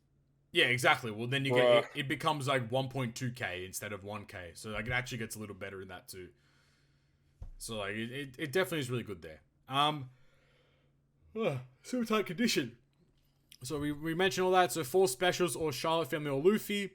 And keep in mind that they don't have to be Powerhouse. But, like, it'd be kind of counterintuitive to bring the unit that isn't Powerhouse just to get the super type condition. But, I mean, it is what it is. And then the super type special itself is extending the orbits by 1 turn and changes all orbs, including block into matching. Great super type, without a doubt. Good. Really good super type. It would have been good if his orb boost was 2 turns. Yeah, I agree too. But the thing about his super type, or, you know, whatever, that you have to remember is it could be used on literally every mission. So you have to appreciate that. Yeah, that's very true. Because guaranteeing yourself a full board of orbs, like, irrespective of whatever orbs you get, is always going to be like a big positive. Yep. You know? Yeah, and then if you have an orb boost active, you can extend it whether you need it or not. Well, that's it. Exactly right. And you can still use Versus Akainu as a sub, and then use that to make it 3 turns. Yep. Yeah. It's pretty good. It's I definitely think it's really good. Yeah, totally right. Well, that's about it for his. I mean, his support's great. 1.75 times attack to Powerhouse units. Like, that's always going to be helpful. But I think it only attaches to a unit that does an orb change special or some shit. So just basically Legend Cracker. Legend Cracker. Just bring on Legend Cracker. Yeah, that's about it. I know Dex Perispero, actually. That doesn't make sense, though. He's not really a... He doesn't change orbs either. I thought Dex Perispero did change orbs. No, he locks orbs. He locks orbs. Fuck, man. I don't know what I'm fucking talking about. Alright. His Rumble Kit. He is on a, I don't know, CT turn. 32 for him. Shit, that's long. Yeah, he's 32. Doffy's 30. Okay, so 32 CT. He deals 3k fixed damage to 3k fixed to enemies in a sideways large range, inflicts them with speed down level 7 for 20 seconds, has an 80% chance to paralyze all enemies for 20 seconds, and he deals 1.5x his attack to 2 cerebral enemies. His passive is a powerhouse HP level 5 and attack up level 6, and he's immune to special bind and reduces damage from cerebral enemies for 30%. So in my mind, the next super class unit is going to be cerebral. Anyway, that's just me thinking outside the box. Which is why they're going to bring out V2 Crocodile, right? Done. I'm in. Let's go. I'll be down for that. All right. Rumble Kit is not bad. I think like his special's pretty decent. Fixed to sideways large range. You could probably hit a couple enemies with that. And they also get speed down level 7. I mean, speed's kind of whatever. As long as you're really tanky, you can be fine. He's really like cerebral hate, which is kind of weird. Yeah, and it's the thing. Yeah, they're trying to focus Rumble now on classes. Like they're trying to move away from the class. Shift the whole meta to classes now, which is kind of weird. Like it's cool, but it's pretty jarring. Like this character is probably not going to be good for like a couple months. I feel exactly in PvP. Right. I totally agree. Until cerebral teams are like more common, I guess. Until cerebral teams are more common, this character is probably not going to see that much play at all. Yeah, I agree. I don't think. And you got to remember, he's got a 32 to the class meta. No, sorry, you go. Oh no, I was just saying, and just got to remember, he's a 32 CT, which is pretty high. Very long. Yeah. Yeah, I was gonna say that transitioning to the class meta is good because it makes a lot of dual units actually viable in PvP, especially after the buffs they got. That's a good point. That's a very, very good point. Facts. I don't like. Yeah, I don't know. I just don't like how they've shoved in. Oh, and he also deals 1.5x his attack to 2 cerebral enemies. Kind of weird. His ability's fucking good. Level 5 HP level up, level 5, and then attack up level 6. Yeah, it's good. It's very strong. Just like when Powerhouse get good, he's gonna be probably one of the units going around. Yeah, very strong buffs there, and if Powerhouse get like a really broken like CT increase passive character, that's gonna he'll be very, very strong. That's gonna be very, very strong without a doubt. Yeah, not bad. Out of 10, I think that's him. So. Shit. Keep in mind he's quick. We didn't mention that. He's quick. Quick powerhouse fighter. Yes, quick powerhouse fighter. I'm gonna say 8.5.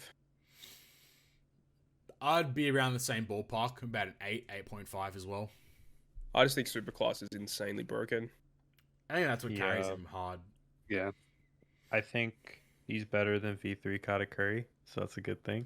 So easily. That's free. That's free. Hey, don't disrespect the guaranteed delay, bro. That's still useful sometimes. On a side note, when we were talking about shit super type conditions, I was going to mention him. Oh, yeah. No, that's facts. That's facts. But that's facts. I'd probably give him an 8. Yeah. Night, Ryoiin, where you guys at? I agree with 8. Yep. Night? I guess I'll be on the low end, 7.5. Yeah. Ooh. Let's go. I'm going to a 7. Nah, imagine. I'm going to 6. Just keep going. I'm going to a 4 then. Screw you guys. Now that I'm thinking about it, we're talking about that Katakuri guaranteed delay. Like, doesn't, what's her face? The new Halloween Perona, like, just give you a guaranteed conditional boost with her special? Yeah, pretty much. Yeah, that's why I said last episode that she killed him. yeah. That Katakuri is pretty bad now then. Yeah, because Flame did exactly mention it's like Perona basically fucking just obliterated Katakuri himself. So like, yeah, as a feels unit. Bad. Feels bad. I mean, you've got Ulti Page 1 being driven powerhouse for the. Oh, true. I forgot about that. Let's go. Mm-hmm. All right. And the boundary swap. Oh my god. But then we got someone else. Oh yeah. Don Quixote. Don Quixote, mate. Doflamingo. All right. V3 Doflamingo. He is a strength-driven slasher. Yep. What? Slasher? Get out of here. What do you throw him back to Dex raid Doflamingo, dude? Oh, let's go. His captain ability. Did boost the attack of driven characters by 5x, all the characters by 3.75. Boost the HP of all characters by 1.3. Makes Dex and Quick Orbs beneficial for driven characters, and he reduces 10 terms of special bind embedded in his captain ability. He's special. Deals 300x characters attack and typeless damage to all enemies. Turns all orbs, including block orbs, into matching. if there is an attack and orb boost already active when the special is launched, adds plus 1000 base attack to driven characters for 1 turn, and boosts the chain by plus 1.4 for 1 turn. Otherwise, boost attack and orb boost of driven characters by 2.25 for 1 turn, and recovers 30% of crew's max HP. His super type condition is when a support effect is triggered by an enemy, or you must have one of the following in your crew. So all of the Doflamingo pirate jabronis and Luffy. And then the super type special itself deals 150 times his attack in typeless damage to all enemies, reduces cooldowns of driven enemies for 1 turn, and then changes driven characters into super driven. And then his support effect is at the start of the final battle, boost the chain by 0.5 for 1 turn, and he attaches to all fucking driven characters. It's fucking that's good. It's a crack support. All right, Captain, 5x driven, 3.75 rainbow, 1.3 HP to all, Dex and quick orbs beneficial, and 10 turns of special bind. Well, I think he's got a better captain effect than, I agree, hands down. Special bind, Well, 10 turns of special bind is cracked. Like, it's just always going to be fantastic to have in a captain ability. Yep. The only thing that I think is that running double Katakuri is better than running double Doffy. Go on. Because Katakuri increases matching orb chance True. and 50% heal, and you get that doubled with 2 Katakuris, where with 2 Doffys, the 2 Dex and quick slots beneficial doesn't matter, and the 2 10 turns of special bind removal really doesn't matter either. Yeah, for the most part, it doesn't matter. So hybriding Doffy with like other units probably is better, but at the same time, it is better to have 2 Doffys to get both parts of his special, you know? That is very true. So it's a bit of a weird one there. I didn't think about his captain ability like that, actually. That's a good point. That's actually a really good point. I do think that just in general, the fact that he reduces 10 turns of special bind is just, like, amazing. Yeah. Like, just any cap, like, we say it so many times, but any captain that has inbuilt utility in their captain ability just infinitely makes them way better. Yep. Otherwise, like, again, same kind of issues that we have with Katakuri. 1 class boosted, everyone else is 3.75. I mean, HP of all carries, I mean, the same for Katakuri as well. It's pretty cool that it's all units get a 1.3x HP, so it's pretty neat. Yeah. I saw I was actually watching a clip of Doflamingo last night, and like just a regular team had like over 50k health. Yeah, it's kind of crazy. Like that's crazy. He's very good, like, in that sense. Special. 300x in typeless damage to all enemies, all orbs including block and matching. If there's an attack and orb boost already active, you get plus 1000 base attack to driven and 1.4 to the chain. Or otherwise, you get a 2.25 times attack and orb boost, and you recover 30% of the crew's max HP. Yeah, I think he's a better special than Katakuri. I feel like. Yeah, I think when you really look at it as a whole, it is a better special. I don't know. I just think it is. I think I saw people complaining like it's only a 2.25 times attack and orb boost, but like, I mean, it's an attack and orb boost off 1 unit that's 2.25, like, and a full border slots. Yeah, like that's really good. I don't see the issue with having a 2.25 times attack and orb boost coming from 1 unit themselves. It just depends, because if you're in a Kizuna clash, that's pretty you don't bad. want it 100%. Yeah, I mean, you'd probably want to use another attack and orb booster, then you get the like the secondary effect of his special is nuts, brother. Yeah. 6-star Yamato with Doflamingo is game over. Oh, true. Yeah. Oh my god. 6-star Yamato with this Doflamingo is game over. Like, it really is. Yeah. Like, Driven is really powerful now. Yeah, and then Yamato changes matching slots into 1 slots, yep. Yeah. And so like it's free. That's huge. And Yamato really is the best, huh? She might be. She might actually be. I don't know, his special's kind of like very much like straightforward, same as Doflamingo's, same as Katakuri's, I suppose, but yeah. One of the big things, I mean, we just talked about it, but you have to also remember he's the special bind remover too. That's a big plus. That's also a fantastic point as well to keep in mind. Yeah. I don't know. He's pretty straightforward. He's good. Yeah, I agree. I think that. Yeah, and I think in most content, the 2.25 attack and orbs is going to be enough. Well, that's what I think. I think that people don't like people sleep on the fact that it's 2.25, but I think that and a 30% heal. Yeah, 30% heal, 2.25 full border matching orbs. Like, it's a really good special. And then like what you mentioned earlier, if you're running double Doflamingo, you get the 2.25 orb and attack. You get the full board of orbs. You get the heal, and then you also get the 1.4 to the chain. Then you also get the plus 1000 base attack boost. Like, all of that within one unit is, or at least within the 2 units, is really good. Yep. I don't know. I just think that his kit is a lot better than people probably give it up to him for. Yeah, I think Doffy's a lot more well-rounded, but Kata's more for Unga Bunga damage. Yep. Yeah, I definitely agree there. His support, like we mentioned, is actually really good, but his super type, 150 times his attack in type of damage to all enemies and 1 turn of cooldown. That's garbage. I would have Commander's tier. I would have loved it if it was 2 turns of cooldown. That'd been fucking crazy. Because like I was just thinking, like, if you're dealing 150 times his attack as damage, that in a lot of cases that's going to just absolutely destroy mob stages. So, and when you kill a mob stage with a special, you don't get cooldown for that. But you technically still get -1 with his superclass special. So if they made it -2, it'd make it so like you still get like an extra turn of cooldown. I think that would have been a really nice change. And also it doesn't go through defensive effects either, so that kind of sucks. Yeah. Yep. Yeah, it's pretty lame to be honest. I do think like it's the only like redeeming factor for me is the fact that like you can use his super type special at the start of the adventure. Yep. Because it's wave clear plus cooldown. So like and then the benefit of that is that you have then the super class active from the very beginning. So I guess that's kind of the benefit of that, I suppose. But like that's grasping at straws at that point too. Moving on to his Pirate Rumble kit. So like Todd mentioned, 30 turns CT or 30 CT. Sorry. His special attack down level 7 to enemies in a large range for 20 seconds. 2.5x attack to enemies in a large range when HP is 50% or more. 2x attack that ignores defense to one enemy with the highest remaining HP.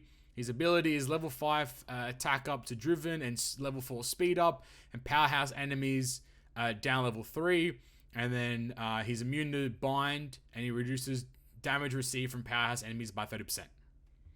So Cerebral will be the next superclass. That's guaranteed. This is my opinion.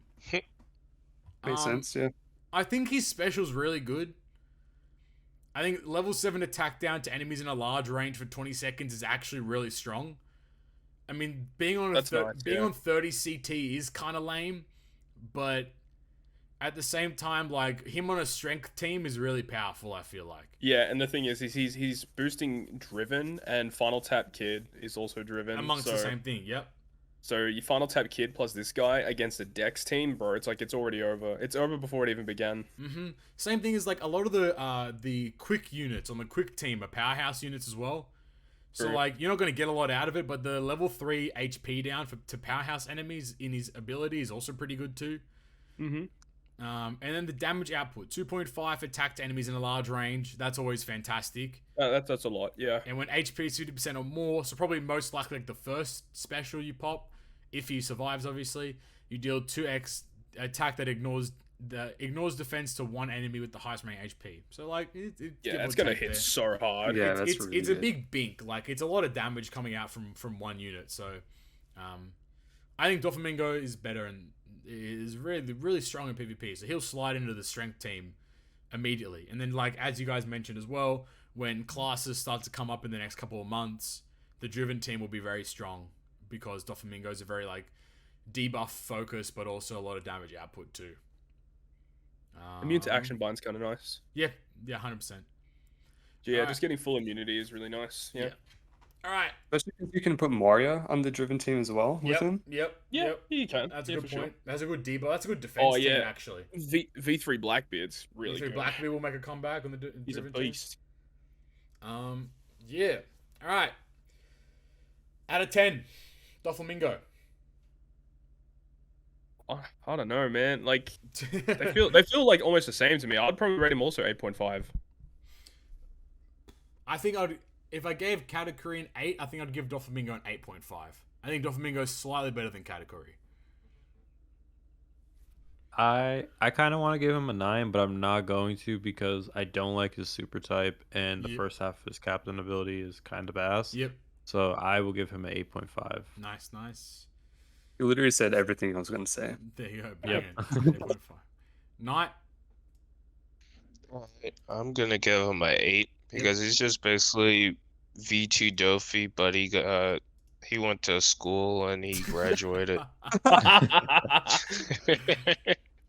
You got I wonder if Banda is gonna freak out about this Doffy and nerf driven again. Oh no. Every stage, Driven gets like minus like 90. No, it's gonna be like, oh, neck. Doflamingo gets 20. He gets rid of turns. 20 turns of silence. Oh, we're gonna give you 30 turns. Wait, didn't they do that in one of the quests where like Driven got like 20 turns of special bind or some shit? I remember that being a quest. You can finally bring. Yeah, that was wasn't that Goku, I think. Yeah, Goku, wasn't it? Oh yeah, it was. What Coliseum was it? That's. Oh fuck, I remember that shit. Yeah, it was dumb. What was it? Oh, was it Kuma? No, it wasn't. Yeah, no, I think it was Kuma because I remember doing that shit with Bartokovich. God, that was awful. Far out. All right, well then that's the first thing you have to do when the when Doflamingo comes to global is just clear that content straight away. Showcase video. How to go around the 20 turns special bind. Let's go. All right, well, that's all that information there. So there's 7.5 Anni units. Pretty good for 7.5 Anni units, but yeah. I'm more excited about what they're going to do for the other classes, really. Yeah, big time. Because the other classes will need it more. Mm-hmm. So hopefully they don't follow the same suit where it's like that class gets a 5x and then Rainbow 3.75 because that'd be. Are they going to do the same thing where they just like they do 2 classes at a time? Probably. I could see that being the case. Wait, yeah. You know what I just realized? No, here we go. Last 7.5 Annie, it was Driven Powerhouse with Big Mom Kaido. Oh no. Oh shit. Is every half Annie Driven no. Powerhouse confirmed? No. Did Kaido come out the year prior to that? Was that 7.5 Annie? Was it 5.5? They didn't have 0.5 Annies at the time. Yeah, 0.5 Annie started with Kaido Big Mom. Big Mom, yeah. Okay. What was the unit that released at the same time though? That's a good question. I think it was Kaido V1. Oh shit. Yeah. oh no. Because Kaido was out Annie Legends, so they would line up. Let me lie. I actually want to look into this now. I can't remember. That's very scary. If that's the case, we're gonna expect every single time it's gonna be a jabroni ass Driven Powerhouse unit every time. And we had V1 Big Mom before that as well. The one before that was Big Mom. All right, I got before Kaido. Shout out Shuichi, the Japanese guy that does the JP Legend release. So Kaido came out this September 25. Yeah, that's the closest to it. Oh, actually, the closest to it would Halloween be Ace. Halloween Ace. Ew. But I'm gonna give it to Kaido because that's fucking funnier. And then what came out? You know what else I'm scared about is like, are they gonna do a Christmas Legend this year? You reckon? Surely, right? Yeah, they have to. 100%. We get another Shirahoshi Mancherry. And Vivi Becca, let's go! No! Sanji putting V2, Flame come back to JP. Let's go! It's time. They're gonna make a Christmas cake, a tiramisu. Let's they're gonna make a new Vivi Rebecca for the new game mode. Shit, you're right. What if they do a Christmas Whitebeard? Bruh. Ooh. Christmas That'd be lit. Whitebeard like a Santa Claus. Christmas Hina, let's go. Yo. We get like a Blackbeard as the Grinch taking away all the presents. Oh, I'm down. I'm so down. I'm down. 100% I'm down. Oh, we could do Christmas Garb. We got a Chopper reindeer. Yeah, Chopper in the reindeer form. I'm down. 6+ Chopper for Christmas. Make it happen. Oh, yeah, I didn't think about that. Just make it 6+, just remove the candy duplication. Just fuck Yeah. them up. Okay, so continuing on the 7.5 Anni units, so like we mentioned, there is a strength Caesar quick Hody. The Caesar poisons all enemies, reduces despair and chain lock by 5 turns. If your captain is driven, sets the chain boundary sets the chain boundary for 3 turns. And then the quick Hody reduces 5 turns of bind, changes all orbs including block on driven and powerhouse characters into matching, and boosts the attack of driven and powerhouse characters by 2x for 1 turn.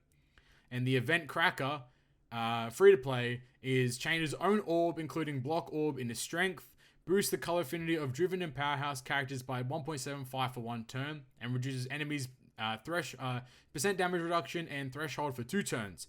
If there is a color affinity boost active, reduces enemies percent damage reduction and damage threshold by 3 turns. And he has double special. So it's pretty neat for the Cracker, actually. Wait. So...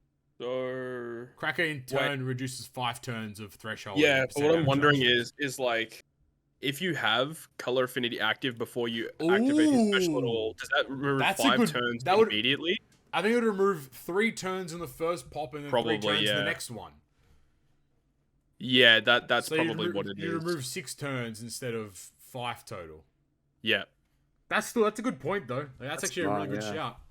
Like, you could have, like, a color affinity support on the final stage, right? Like a Talnami, hypothetically, like one of those supports, and then you just get, like, free removal. That's a good shout. That's 6 turns right there. No, that's really good. The Cracker's good. Good free-to-play unit. Both the Raricrus, I think, are pretty decent. I think the Caesar's really good because chain boundaries. I like the Caesar. Chain boundaries Pog. That's nice. And 3 turns of it, too, which is really good. Yep. Yeah, that's really good. He's a nice unit. But your captain has to be driven. So you can't use her. You have to use the Doffy or, Kainu or King or yeah, but using Queen the Doffy using the Doffy, having Caesar, that pops the super class special anyway. So, like, you're... Yeah, that works out perfectly. Moving on then from 7.5, Annie. I think that's about everything in that regard. Yeah. Mm-hmm. Pirate Rumble buffs. Finally. Big. Yeah, how long has it been since the last Pirate Rumble buff? Like 6 months or something like that. Jesus. So 3 legends receive buffs akin to Powerhouse and Driven kind of classes. So Sanji Judge, Bato Cav, and V3 Blackbeard. So Sanji Judge now is 2500 fixed damage to enemies in a large horizontal range. Powerhouse attack up level 6 and defense up level 3 for 25 seconds. He's on a 27 CT. Powerhouse HP and attack up level 5, and when HP is below 50%, own attack up level 8. Immune to special bind and reduces damage received from cerebral enemies by 30%. So again, cerebral, I'm actually just reading what they currently do on global, and they got a huge huge buff. Yeah, massive. The damage is doubled. Yep. Man, that's crazy. Bato Cav deals 2x attack to enemies in a large horizontal range, driven attack up level 7 and guard up level 7 for 30 seconds. Their ability hits on a 28 CT, Their ability is driven level defense at level 3 and own attack at level 8. And then their resistance recovers 250 HP at regular intervals and reduces damage received by powerhouse enemies by 30%. You're going to have so much guard up if you run them with fire tank pirates. Yeah, like guard up is really good because guard up blocks fixed damage. No, it blocks... I think you're right. It does block fixed damage, sorry. Yeah, defense blocks his attack up. Yeah, that's right. And HP cuts. I think guard blocks HP cuts too.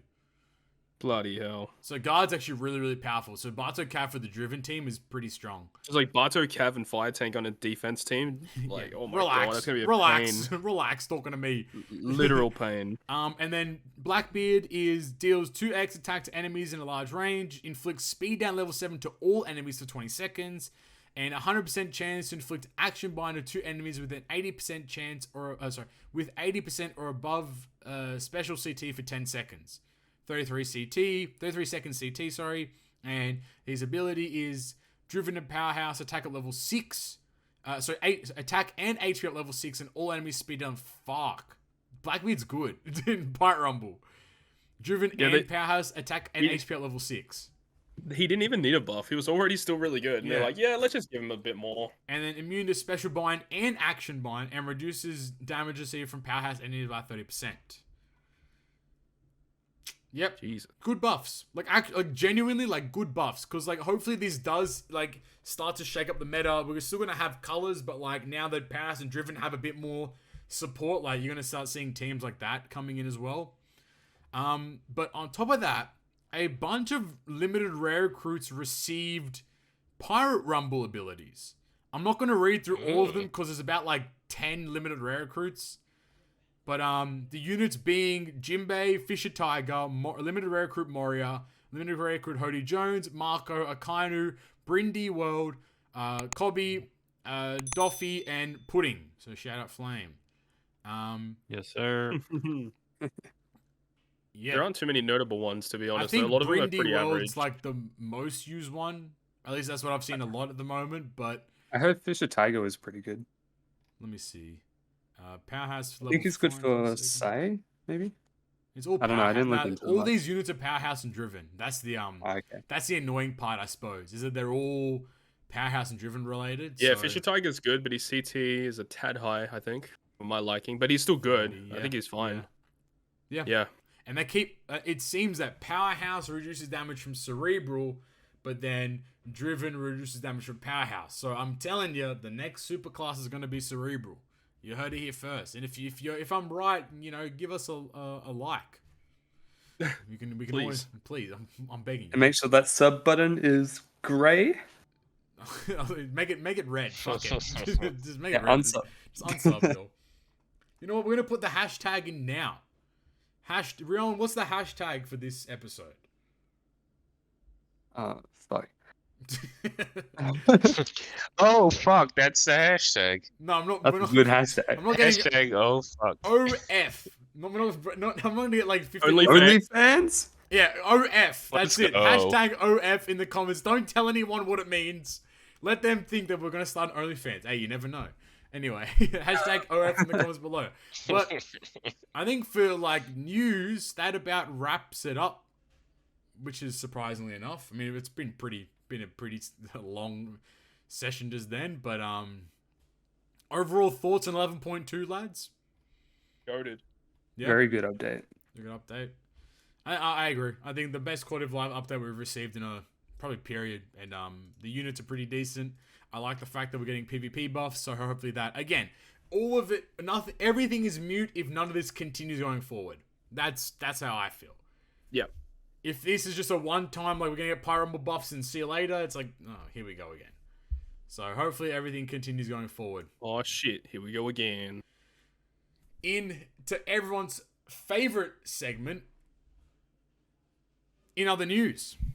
Other news, like we mentioned, the Global Metal Exchange is going to have the 2 limited rare recruit characters of Vivi and Ace. So make sure you pick up those units, 100 medals each. Very good. Like we mentioned a little earlier, the bounty reward increases to JP, go up to 200 million now. So, and then for every bounty above 100 is now 10 gems rather than 5. So really good there. Like we mentioned way earlier in the episode, we have Legend Halloween Mihawk and the Sweet Commander books are in the Ray shop. So it definitely does seem like Halloween Mihawk will be getting a 6+ coming soon. So what's the speculation on that 6+ then? Oh my god. I know the Timmies out there are going to be like, oh, just give me Hawk Superclass, make him Slasher Captain. You know what though? They might fuck about and do that. They might. Like honestly, like Mihawk doesn't even need a buff. He doesn't. That's the scary If they're gonna do anything, if they just make his special and his captain boost Int, Slasher, and Cerebral, that'd be pretty good. That would also fix Halloween Shanks too.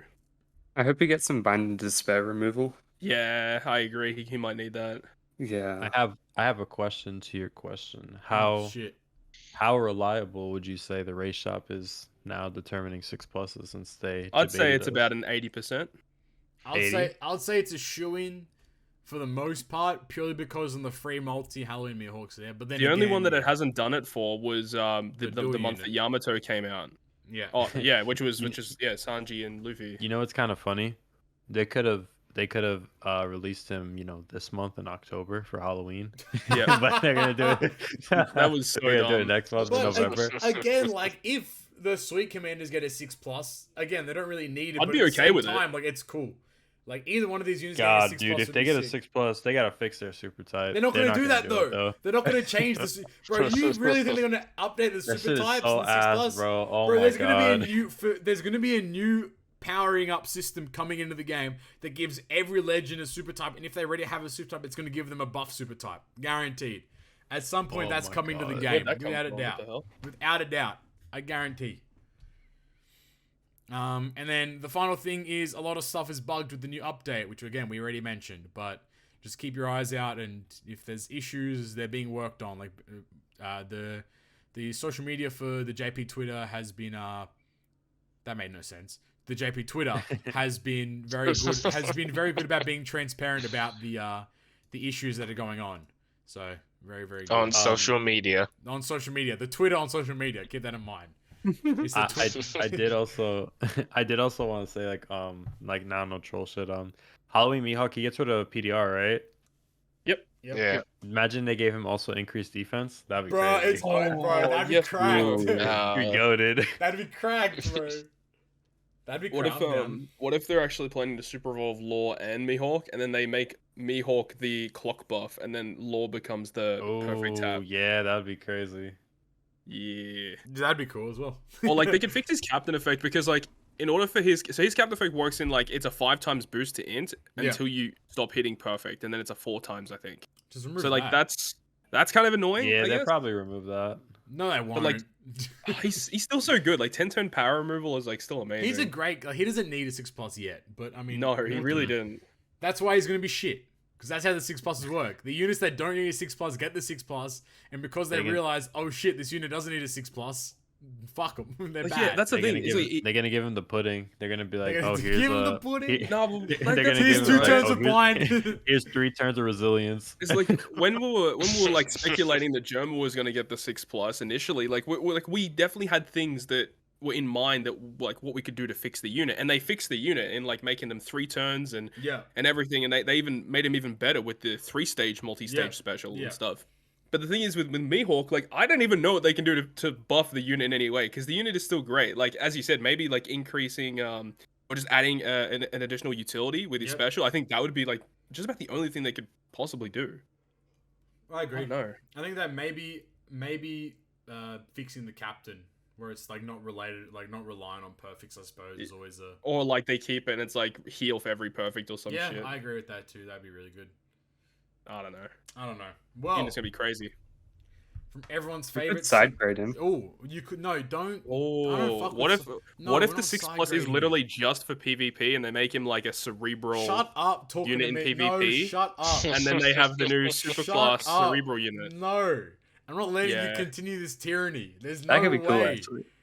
We're not side grading us. We're not. What if they made him Psy? Shut up, because it's gonna happen. Side grading. They're gonna side grade him, dude. What a side grade when they change his artwork. They're gonna take him out of his Halloween costumes and just put, like, they're gonna put Halloween stuff in the background. They're gonna make him a Christmas Halloween. He's gonna have his clothes like on like a coat hanger or something like that in the background or something. He's gonna be back in his regular. No, because it's November. He's gonna be at Thanksgiving. Like a turkey and shit. Yeah. Thanksgiving Mihawk. I'm down. Side grade Thanksgiving Mihawk. I'm in. Let's go. His sword turns into like a big ass fork. Ooh, hold on, I'm in. With a turkey on the end. With the turkey on the end. But how crazy would it be if they actually super evolved a super type unit, but they literally changed the color, so now he's a different color super type unit? That'd be weird.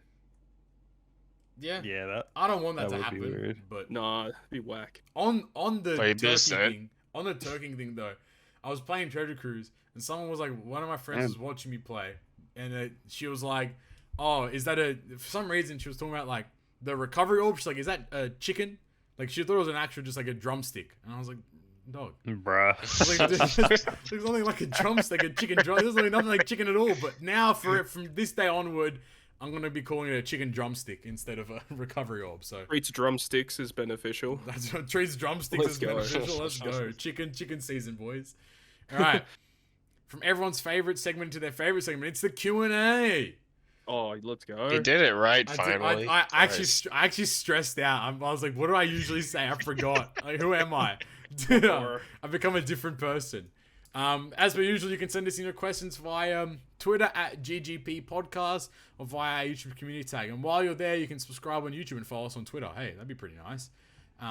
Road to 2.5k subs. Road to 1k followers on Twitter. You know, we've always got goals we're trying to achieve. That being said, first question from Straw Hat Goose. What's up, Goosingtons? Goose. What do you guys think is the best update ever for OPTC? 4.0 when they release sockets. Shit. Oh, I was just about to say that. Yeah, I'm down. Fuck it, I'm in. I reckon that was a pretty big update.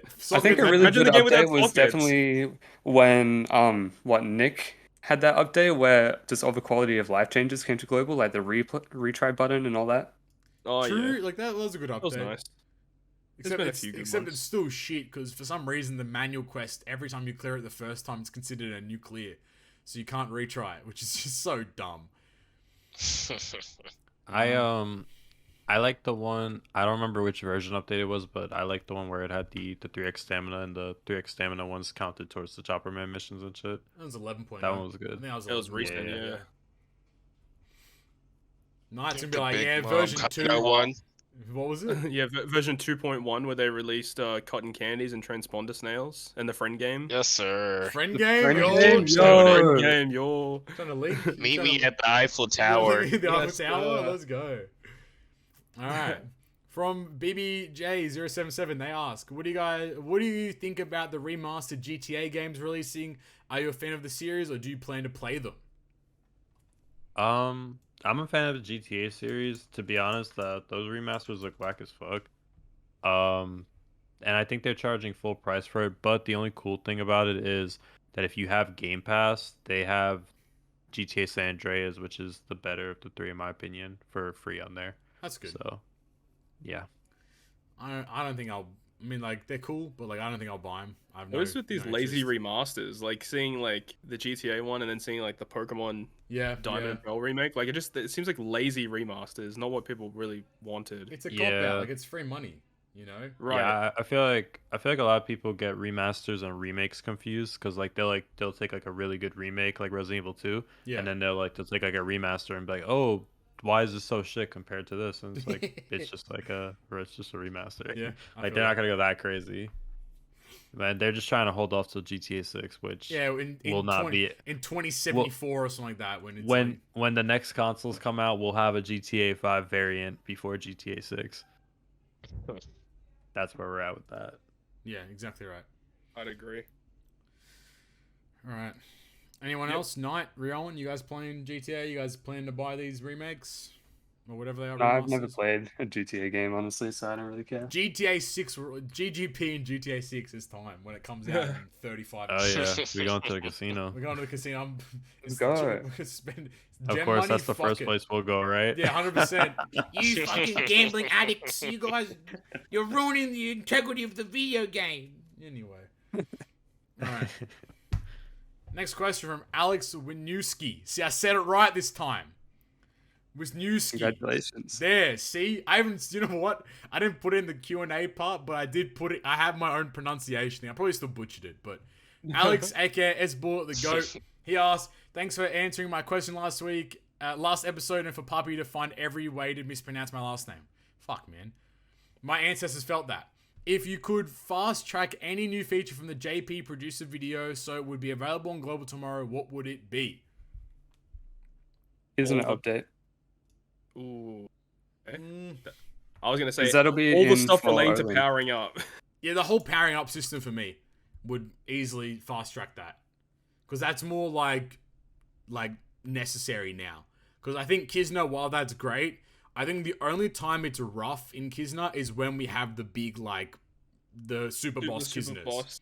Yeah, correct. Because for the most part, otherwise, when you finish Kisna, you have 200 tickets to spend or whatever. Whereas when you finish, bro, when Ryoiin comes out, if we get this update early, which I doubt we will, but hopefully we do, the fact that people could be clearing the super boss and the rest of us could just be spending the 20,000 tickets we just earned, Like the amount of resources we can earn from that is going to be like insane. But I agree. I think fast tracking the powering up system would be really good. For me, I would really like to fast track the secret new mode to global. Oh, I forgot about that. That's a good shout. Yeah. Bring in a new mode for everyone to loathe after 2 weeks straight away. Yeah, right. Yeah, you're right. Just have it overlap with treasure map. Yeah, play them they have to be at the same time, please. Yeah. But you can only play one.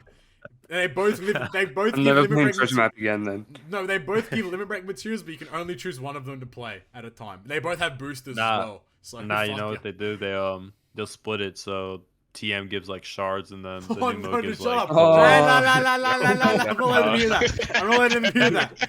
Yoshi listens, man. Yoshi listens to this podcast. He knows. He fucking knows, man. I actually don't know if he listens. Of course he fucking listens. He knows who we are. All right. Next question from Kruby. He asks, got a question for Ryoiin. How do I look as good as you? You want to look as good as me? You can't. There you go. That's the meme. got his fucking ass. Cop that one in your Kruby. Got fucking blasted. Man got realmed. See you later, nerd. Stop trying, bro. Stop trying, lad. All right. Next question from. Never gonna happen. Next question from Red Halo Gaming. Yo, excited to see the new changes to the Metal Shop this upcoming month with them adding a new tier with limited rare recruits units on it. With that in mind, what other units would you like to see added once they go away at the end of this year? Any other tiers that could be added on top of this too? I think the Akainu and Bonsai limited rare recruits definitely need to get in there. Yeah. I mean, any like limited rare recruit that like isn't in the limited rare recruit batch, but is a limited rare recruit should appear in these shops. Even the things like the celebration, like those celebration units we get as well. Definitely, we should be getting those. We should be getting those too at some point. The Saimaki, no. Bro, she's free to play. She's free to play on JP. Yeah. She's from the Joba divisions on JP. I think it would be cool if every time a new patch came out, the previous That's what I was gonna say. In the let's start doing that.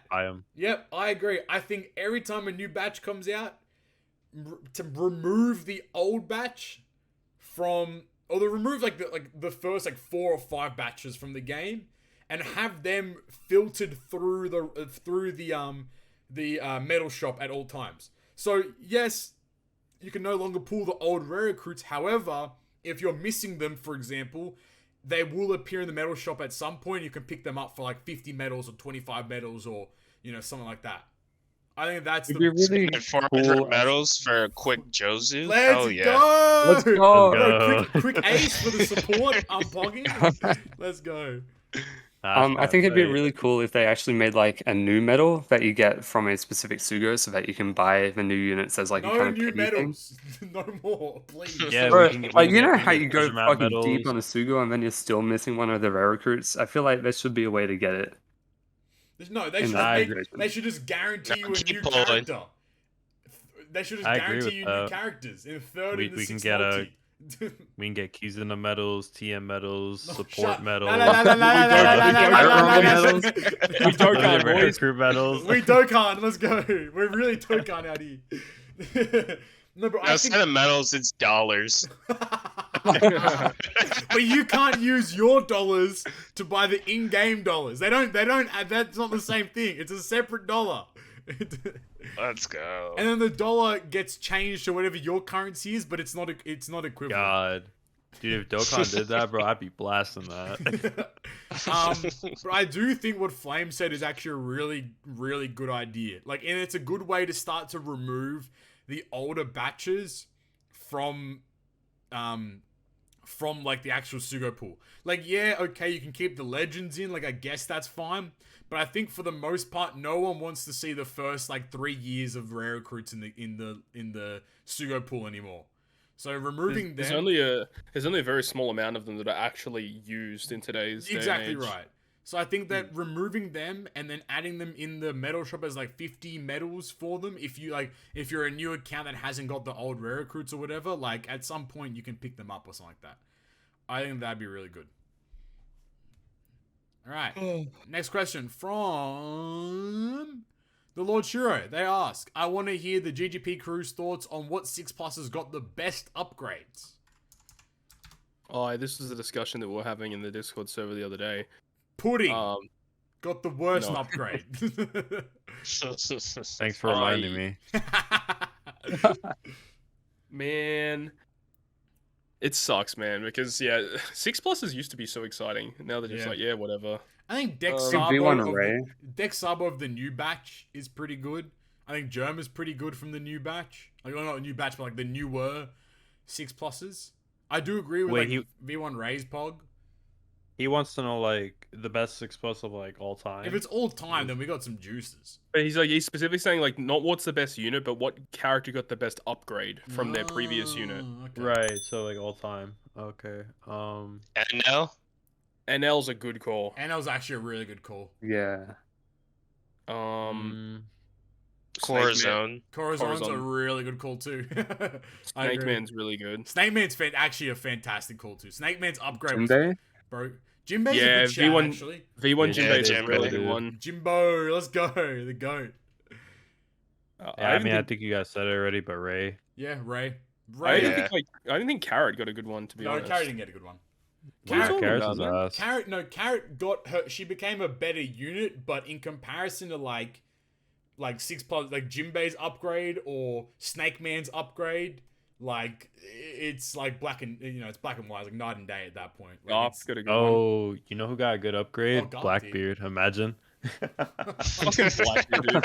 Fuck Blackbeard. I do agree with Garp. I think Garp 6+ is actually a really good unit. Yeah.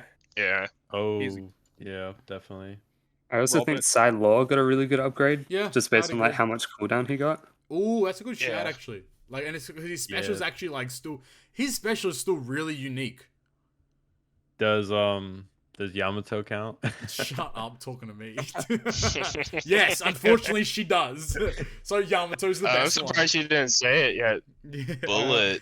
Who's on? Oh, yeah, Bullet, the GOAT, Bullet. the king, the greatest legend in the game. Upgrade was terrible. What are you talking it wasn't. about? He's the best legend in the game. Bro, yeah, 0.25 increase. Wow. Hey, he's still goated, man. It's big. You know who also is pretty good? What's his face? What's up? Hold on, let me just go in the database. Oh shit, he's Blue Cruzon got a good one. Blue Cruzon did get a good one actually. Yeah, for sure. You are right. I think, a lot of the older units definitely.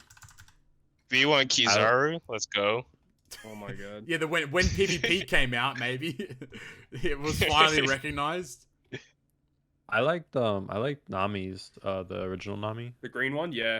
Yeah. Nami's that's actually really good utility. You got the paralysis and burn. That shit was clutch. Yeah. On the low ski, quick beard. I fuck with his 6+. Yeah. Yeah. On the low ski, like it's not like immaculate, but I think it's still pretty cool. I think removing the burn. Even is good. Blue Law, the one that changed to Cerebral, got barrier removal and got AOE. Oh yeah, damage. he's really good. Bro, AOE fixed damage was cracked, bro. Yeah, he's pretty good. And then at the time when he got it, being Cerebral as well. Yeah. Yep. Nice unit. Oh, Hodie's pretty good. Yeah. Hodie was goated. Hodie actually. We're gonna forget Neko. Oh, well, imagine. It was a little too late. I think Ryoiin did mention it, but like Hodie's combo with, I mean, it's the same shit. No one's gonna do it, but Hodie's combo with Kata, because you take self-inflicted damage, gets his orb boost higher. Anyway, that could be pretty fun. Then red Haki effect and you lose it all. Fuck off. then I bring Roger in my crew, even though he doesn't fucking do anything, just to be there. You know what I mean? Yeah, 6+ Roger swaps as your captain, so you can get around the red Haki. Wait, I see what you're doing. I like what I'm seeing. Yeah, when are we gonna have a character that actually switches your like another character to a captain? When are we gonna get 6+ Roger? He needs one, right? Duh. It'd be cool if like a law did that because of his shambles or whatever. Yeah, true. That's such a missed opportunity for like last tap law, to be honest with you. But another good 6+ is I think Capone was pretty good. I think Capone was really underrated when he like initially got the 6+. Yeah, because like no other like he didn't really release with good driven and shooter units. Yes. Yeah. He was kind of like thrown into like the Sugo as well. It's like, oh, and then on the 4th multi you get guaranteed 6+ lore or whatever it is. Freaking whack. It was really awkward. Like, and I think that's where everyone had the distaste for 6+ lore. So for 6+ Capone. But then obviously like with time he's actually become a really good legend. V1 Kata, he got a little bit of a good buff. Or V1 Kata only gets my respect purely because of the fucking Kizuna clash. Go to shit. I really like the Jax. No, imagine. Bro, you can't no 6+. Nah, imagine. There's no single 6+ you can say right now where it's like, wow, it's really good. Nah, not Goku? troll shit. Shut You know who's this fucking garbage? Fucking Kizaru. Yeah. Dude, literally, oh my god, yeah. his 6+, he literally got worse. That's right. You're right. Oh, what about Usopp? Usopp is the Kizuna king. That's all I think, bro. I also think Usopp is the most goated unit in Kizuna. Straight up with you. Nah, do you know who actually got worse as well? Was fucking Stronglord Shanks, because his special went from AoE to fucking single target for some reason. Like, what the hell? What are they doing? Fucking idiots. So stupid. Why would you do that? What the hell? I guess back in the day, fucking Bound Man. Oh, he's fucking trash. I never liked that unit. That unit was always bad. Wait, is that the gear for like when you eat a bunch of recovery orbs? Yeah. Bro, what the fuck? No, they were trying. No. Wait, It's about the Psy one. Oh, the Psy one. Yeah, fuck that. No, That was the dick. Psy one. How are they gonna make TSL one of the most iconic fucking legends in the game? Yeah. And then make that the 6+? Bro, get out. Oh, but bro, you're supposed to use Rayleigh with him so you can help him out and unbind him. Shut up. Talking to me. So dumb. Rayleigh head ass. Well, there you go. That was a longer discussion on 6+. But hey, maybe one day we'll do a GGP extra of reviewing every single 6+ and rating them. 12-hour video. 12-hour video of us discussing every single 6+ into a tier list. I'm down. Fuck Nah, I couldn't do that. I'd rant too much. No, but that's the point, though. That'd be interesting as fuck. We'll do a live stream. It's an extra episode, yeah. We'll do a live stream on YouTube. There you go. That could work. All right. Nonetheless, moving forward. Don't get any ideas, you commenters. Hashtag OF in the comments. Platinum Wolf 99. They ask, hey guys, I have 2 questions. Question 1, which is the best inbuilt utility found in captain abilities? And question 2, should we get challenges similar to Garb challenges but based on using older legends for rewards, or is this a bad idea? Okay, first question is Halloween Ace. Easy. Done. Yep. Yeah, bind removal for sure. Like special blind and special reverse in one unit. Like, Yeah, that's the best. When you do that kind of stuff, like it's very busted. I mean, like, is there anything else that comes close to that? I mean, anything with special bind in my opinion. Stampede Luffy. Was he paralysis and despair? Yep. That's good. I think Roger gets a shout because it completely removes despair, like outright. Yeah. And I And think he also has red hockey. Yeah, he also has the red hockey too, which essentially just I guess you count that as utility. Yeah, that's true. I do think that bind remove with Yamato is actually like really good as well. I think bind removal is one of the best built-in things, honestly. Well, there you go. And then question 2, should we get challenges similar to GUP challenges but based on using older legends? I think any content that requires you to use older stuff would be interesting as hell. It's just in my opinion. I don't know if they're like restricted to older stuff, but if they're like you can only use like they give you a list of available characters and you can only use those type, like you can only use Whitebeard pirates or like characters that were at Marineford or something like that. But don't make it like a point farming event or kind of thing. Make it like a hard challenge, like you said, like a GARP challenge, but say you can only bring Whitebeards or Blackbeards or this or that or this, and then you have to build a team using those units to clear a difficult challenge or whatever it is. Yeah, something more unique. And then if you same way that the Chopper Man missions work, if you use a Whitebeard and a Blackbeard and blah blah blah blah in a crew, you get like rewards based upon doing that kind of stuff. I do think that's a really Imagine a Stroller Bark. Imagine a Stroller Bark. Hey, Legend Mario's kind of cracked though. Kuma. You have to pull up with Kuma. I'm not pulling up with Kuma. I'm not getting the rewards. I'm not getting the rewards. I don't care. I miss the rewards. I'm not doing that. I'm not doing the fuck that. Bro, even if I pull Kuma, I'm not fucking leveling him up. I don't care. He can sit in the mid. Next question from Houtzi. I probably butchered your last name. I apologize. He asks, asking Ryoiin, how does it feel to finally get Cavendish, and what is your next best legend you are missing?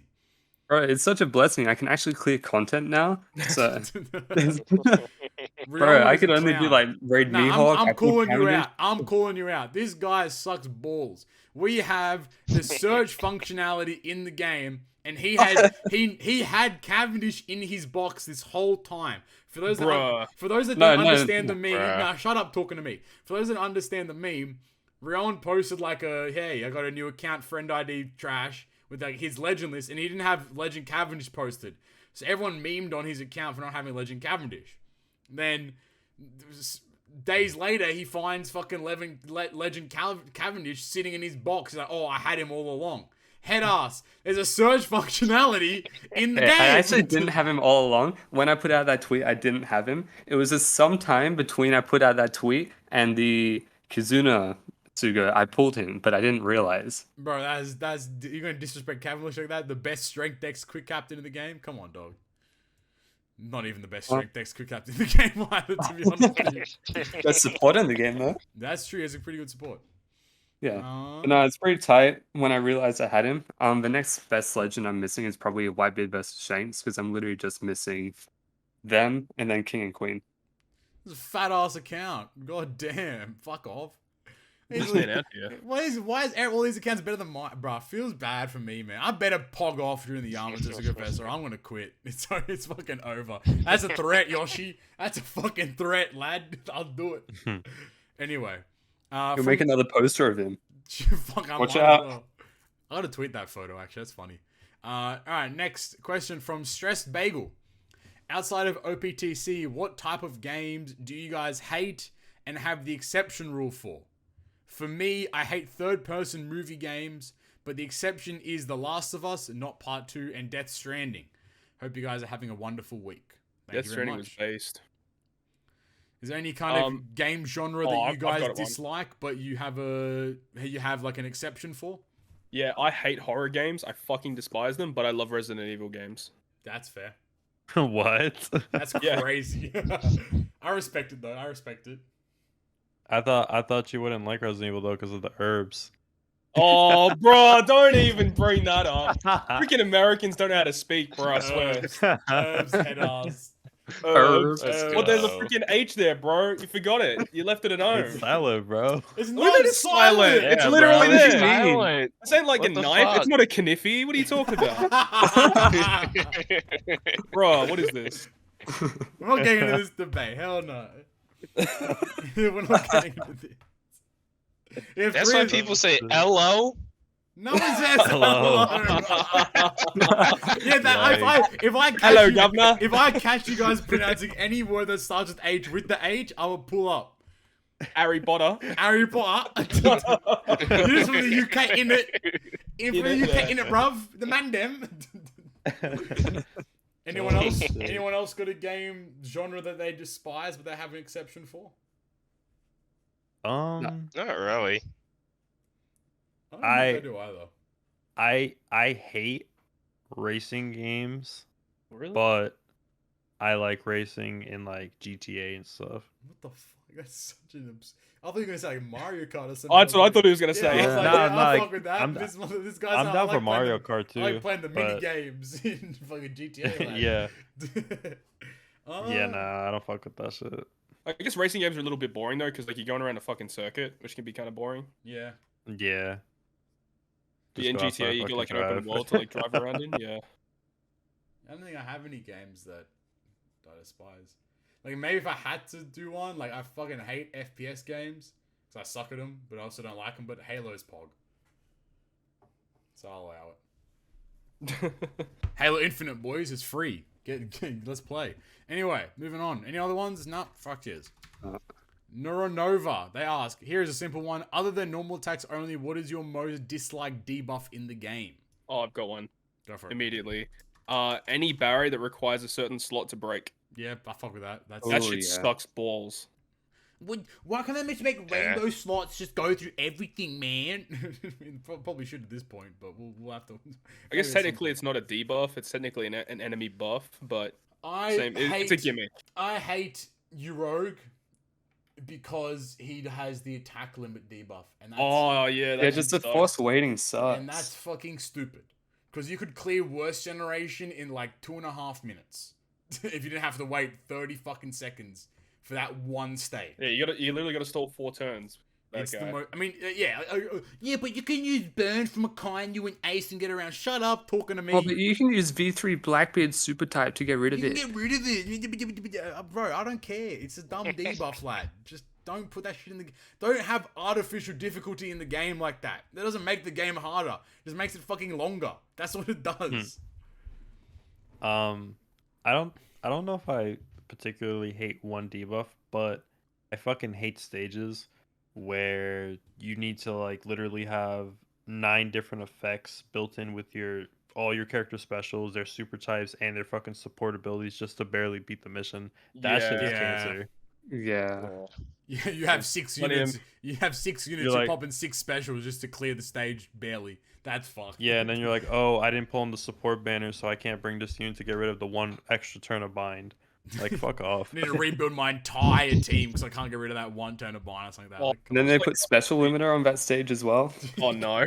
Yeah. No, it's just like the Arena Mihawk that just came out. Like on the final stage, he has 6 turns of Rainbow Shield and 6 turns of Threshold because you have to use double special with like one of the units earlier on and then a 4-turn remover. Like, bro, just make it 5 turns and make it more accessible for people. Like, what is this bullshit? But yeah, also like the upcoming like Arena, whatever his name is. Doji. Oh, yeah. Ashura Doji. No, yeah, I'm not looking forward to this one, man. Because if you don't have King or Queen, you have to like the team you have to build is just dumb.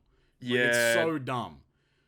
Yeah, but going back to fucking Sabo Koala days, where it's like you need the legend to clear it. I mean, you don't. Like there are plenty of teams out there, but freaking Morley on release, brother, that was hard. Yeah, bro, that was cancer. That was cancer. Yeah. Anyway. What other one was hard on release? You're like me. What? Anyway. Treasure Map Lucci in the same release schedule. Oh, that was one of the bosses had the orbs like non-beneficial, and you needed Sabo Koala for it. That was dumb. Kalo Kiku was AIDS. Oh, without Luffy Sanji, yeah, that was bad. Yeah. Oh, Neo Ivankov if you didn't have Capone. Oh yeah, Neo Whitebeard, dude. No. Oh yeah. It was so bad on release. Yeah. Not so for glad. JP. Yeah, for JP. Well. Wasn't the 6+ Bullet Island Cancer without Stampede Luffy? Probably. Oh, there was that like ranking event one where you needed like the buggy and the croc or whatever it was. Yep. That one was bad. That was annoying. That one was horrible. Oh that. yeah. If you did one of the crazy supports was Zoro's master. He made that shit. Oh yeah, Koshiro. He made that shit piss easy. But if you didn't have him, oops, you're gonna piss off. Oh, that stage was AIDS because you had to do like some cancer manual target. Yeah, that was the one where you had to hit in the specific, like very specific order, and everyone would cry like, "This is why manual targeting should be changed." It's like, I mean, it should have. Just get good, pussy. Like, get good. Just get good, nerd. I do remember people complaining about that. Yeah, that's why you get this manual targeting every time in your goddamn chat talk. Like it's not even that hard, bro. Like, oh yeah, if you didn't have that quick bullet, it was AIDS, and now if you didn't have a quick bullet, it was horrible as well. Because you couldn't run like legends, couldn't you? No. Yeah, it was a cost restriction or legend restriction, one of the two. Yeah.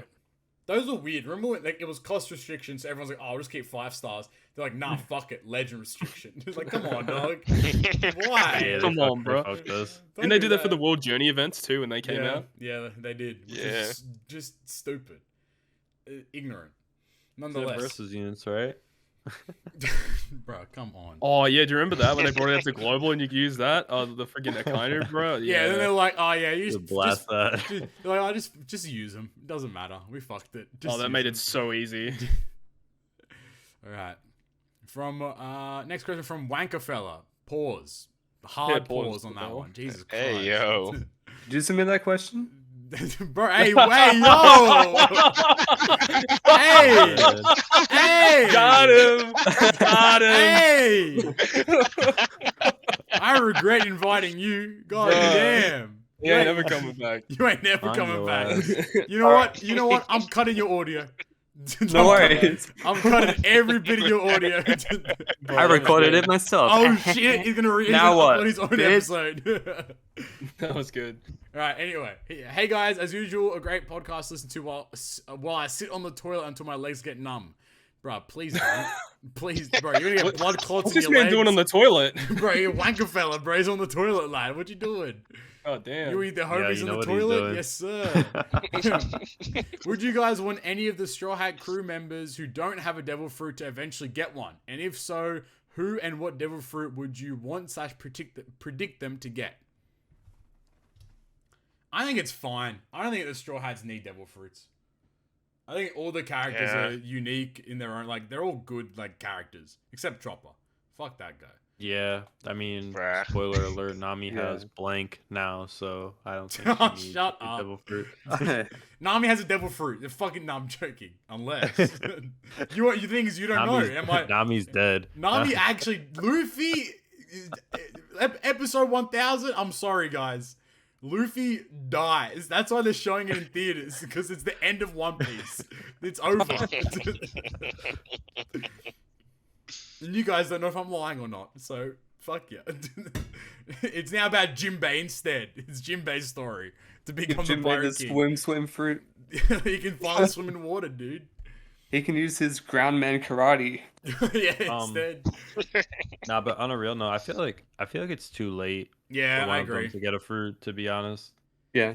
Like they're too far in the story now to be like, oh, and Zoro gets devil fruit. And it's like, well, like, Right, because Yeah, the nah. thing about One Piece is I mean they've gotten a new member along the way, but like the base 9 were together for so long that I feel like they could have, if they were going to get one, they would have gotten one like way before. they would have had one like pre-time skip, or maybe like during time. Yeah, like or something maybe like just that. like getting into the time skip Yeah. or something. Yeah. Otherwise, like right now, like we're too deep into the story of One Piece to be like, oh, just give a devil fruit to like 3 of the Straw Hats now. Yeah, Like, it that'd be just- I don't know. stupid. It just wouldn't make any sense. Oda wouldn't do anything stupid like that. What are you talking? We knew even saw right? how like Frankie Right, turned down right. Ace's fruit, right? Hmm? In Dressrosa, didn't Luffy offer Frankie to eat Ace's fruit or something like that? I think so. Yeah, And I think that would have been weird. A fire cyborg. That'd have been kind of pog. Hold on, that might have gone off. That might have been kind of tight. I don't know. I think I agree with what Flame said. I think we're too deep into One Piece now to start giving out devil fruits or whatever it is. Yep, Unless I like agree. it does match the story, like really, like it fits in really well. But I doubt we're gonna be in a position like that. Hopefully, I don't know. Oda's a crazy man, so some crazy shit could happen. According to Ryoiin, you're never too deep to wank a feller. Bro, what is happening right now? Bro, is off the hashtag OF in the comments below. Hashtag OF in the comments below. Next question from It's Your Boy OPTC. They ask, what was your most favorite piece of content in the game? Mine was the world clash and team battles like Luffy side versus Sanji side. My favorite event was the rice farming event. There, I said it. Had to. Let's go. What about you I like guys? the world cruise with World Roger Cruise. and Odin. Yeah, I think World Cruise. That was fun. World Cruise was That's good. sick, yeah. Mm-hmm. Probably my favorite.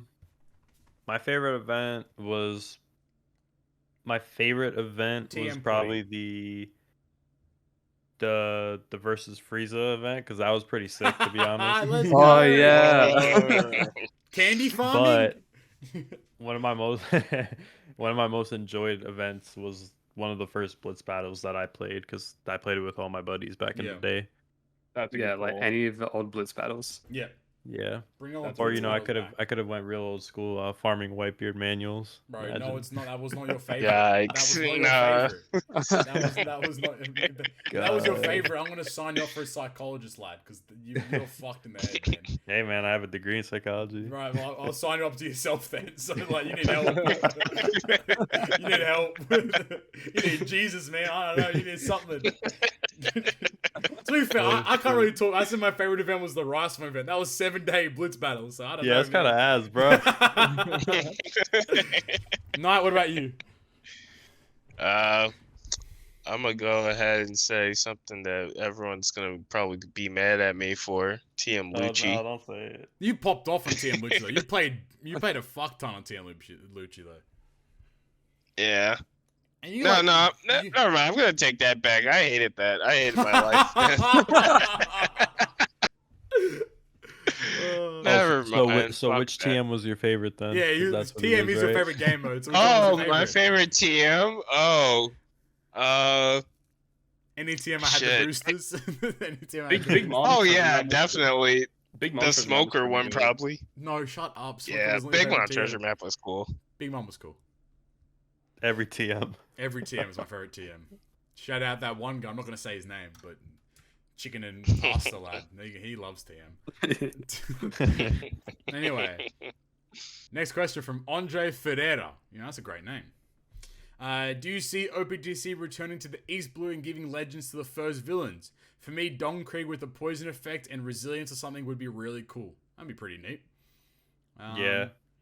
I feel like that question is very Dokkan-esque because that's basically what they're doing right now. Okay. But yeah, that would be pretty sick if they went back and like they gave a lot of the like older characters. This was the moment as well. All the versus Luffy, not Kuma, but yeah. Not Kuma. the versus Luffy like campaign for 7.5 Annie could have been the moment to just like release a more unique batch of legends. But then again, if they're trying to sell a new mechanic, they kind of have to release Doflamingo and Katakuri because they're like fan favorite characters. Yeah, that was like I think it was last year when they were just like, oh, Arlong Crew. Yeah, that was really unique, but I thought it was really cool though. I thought Arlong Crew was actually a secret. What did they call that event? It was like the history, the journey or some shit. For Global, it was like some sort of journey thing, but then for JP, it was like a history of like One Piece. Oh yeah, the history of something, but it was like the half Annie or something, right? No, it was just fucking a good. No, it was just a randomly good. It was a randomly good unit. It was like a huge countdown to their anniversary. Yeah, and then for some reason, it was a countdown to the Annie. Oh they released Shanks Crew before the anniversary unit. It's like, bro, how are you gonna do that? I remember they got leaked. They got leaked the night of our Kaido anniversary. I remember that. Oh yeah. And then everyone's like, "Oh, woo, Kaido!" And oh shit, Shanks Crew's coming out. Fuck, Shanks is good. So global. Standard. What about the rest? Do you guys want any East Blue characters? If so, what characters? Jeez. Legend Kuro. Fuck it. Slasher. Yeah, super bro. class. Get Legend that. Kuro. What was his move called? The fucking the pussyfoot or something. Pussyfoot. What now? Yeah, dude. That's what his move was called. Wankerfeller and Pussyfoot. Wankerfeller and Pussyfoot. I gotta look this up. Actually, I'm probably gonna find something crazy. Bro, you are not typing in Pussyfoot into Google right now. Are you gonna get a different search result? Might as well type in Wankerfeller as well while you're at it, dude. Hope them open side by side. That might have been the dub, to be honest. Alright, next question. From Brandon Ben. They ask, I would like to know what you guys think is the best class in the game. A lot of people would say Driven or Powerhouse, but I think it is still Free Spirit. What do you guys think? Where are you guys at for classes? Best classes? Yeah, I think Free Spirit's the best. I still think Free Spirit's the best. I think Driven and Powerhouse get better because Superclass is busted. But like when the Free Spirit Superclass unit comes out, bruh, like Free Spirit's gonna be bonkers. How's Cerebral doing? How's Cerebral doing? Ha! Their best captain is Final Tap Law still. Yep. Ew. Yep. Oh no, wait. Did the Summer Reiju and Vivi, are they Cerebral? No. Really? I know Reiju is Cerebral. Maybe Reiju's Cerebral. Yeah, I think Reiju is. But Reiju's kind of cheeks though. I wouldn't use Reiju for regular content. Yeah, Reiju's Cerebral. I think Reiju's kind of cheeks. Because if Vivi's Cerebral, she'd probably be Vivi's Free Spirit Cerebral. Yeah, she's probably the best captain. There you go. Vivi's good. I could see Cerebral coming back. They like to make a lot of Cerebral units. Yeah, there was a time for a while where they just wouldn't stop. Free Spirit Cerebral every unit. Yeah. God damn. Yeah. Yeah, they could definitely. I'd say like Driven. Driven are pretty up there, honestly. especially now with Doffy, like special bind removal captain, like bro. And Yamato. Yep, Yeah, any class that Yamato falls under is really good. I mean, Free Spirit's cracked because Roger as well. I keep forgetting that Yamato's a striker captain. And Driven. And Free Spirit. And Free Spirit, yeah. Like, and Sign It. And Sign It. Why not? Because why not? But I think a Free Spirit... And Yonkies. and some bazongies, you know. Well, one thing's for sure, it's definitely not shooter. it's never been shooter. It never will be shooter. The only time it was shooter was when Strongwood Ace came out. And now we're past that era. Long ago. Yes, we are. It'll never be shooter again. Probably not. Maybe, who knows? Hopefully. I'm down. But I mean, they got to do a Super Suko unit that's a shooter. Another Capone. Fuck it, I'm down. Oh, V4 Boa? V5 Boa? V6 Boa? Actually, well, they did do shooter stuff with Perona and Another Ace? Another Ace? And versus Ace is good, still. Strong World Ace V2. That's the thing with shooters. They got amazing captains, but like they don't have like the utility subs. They have dick-ass subs. Yeah, their subs are terrible. Yep. I think Free Spirit's the best purely because Yamato, Roger, done. Like, two of the best units in the game are both Free Spirit. Like, enough said. Like, easy. Pretty good combo. And they're fantastic. Yeah. Exactly. And because, as mentioned a million times, you know, like, running different captains, you know, is the meta right now. So, like, running Yamato and Roger as captains for a crew is very overpowered. So, yeah. All right. From Christy Darling, she asks, on the global side, version 11.1 details 1 says added daily material acquirement island. Could this be the same gem island JP version has? I don't know what this is. I don't know what the gem island is. I got no idea. Real quick. I'm assuming that it's just an island you clear, get a gem every day. Maybe. I don't know. I mean, I hope so. I'm always down for another gem every day because it becomes 3 gems a day rather than the usual 2. So, easy. Free. Question from Simbast. They ask, any advice on buying a good office chair? They are better than gaming chairs, right?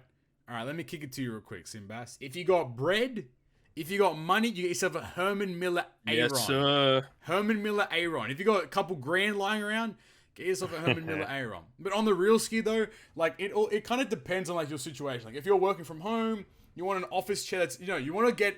Don't get an office chair or a gaming chair. Look up an ergonomic chair. So I'm gonna kick it to you.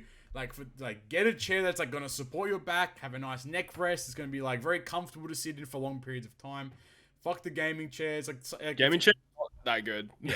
Like make sure you're buying a chair that's like ergonomically good for your body. I don't remember if Papi told me. I don't think it was you. I think it was someone else. But I heard that I don't know the name of it, but that like racing car gaming chair that everybody has. I heard that chair's ass. Yeah, they're dick. Any gaming chair's dick, pretty much. Yeah, they're not great. I mean, I have one myself, I regret it. Like, I bought one recently, and like it's comfortable, but like I mean it's okay, but like I think like if you got money, get yourself a Herman Miller. They are expensive as fuck, but if you got bread, they're the best chairs. Period.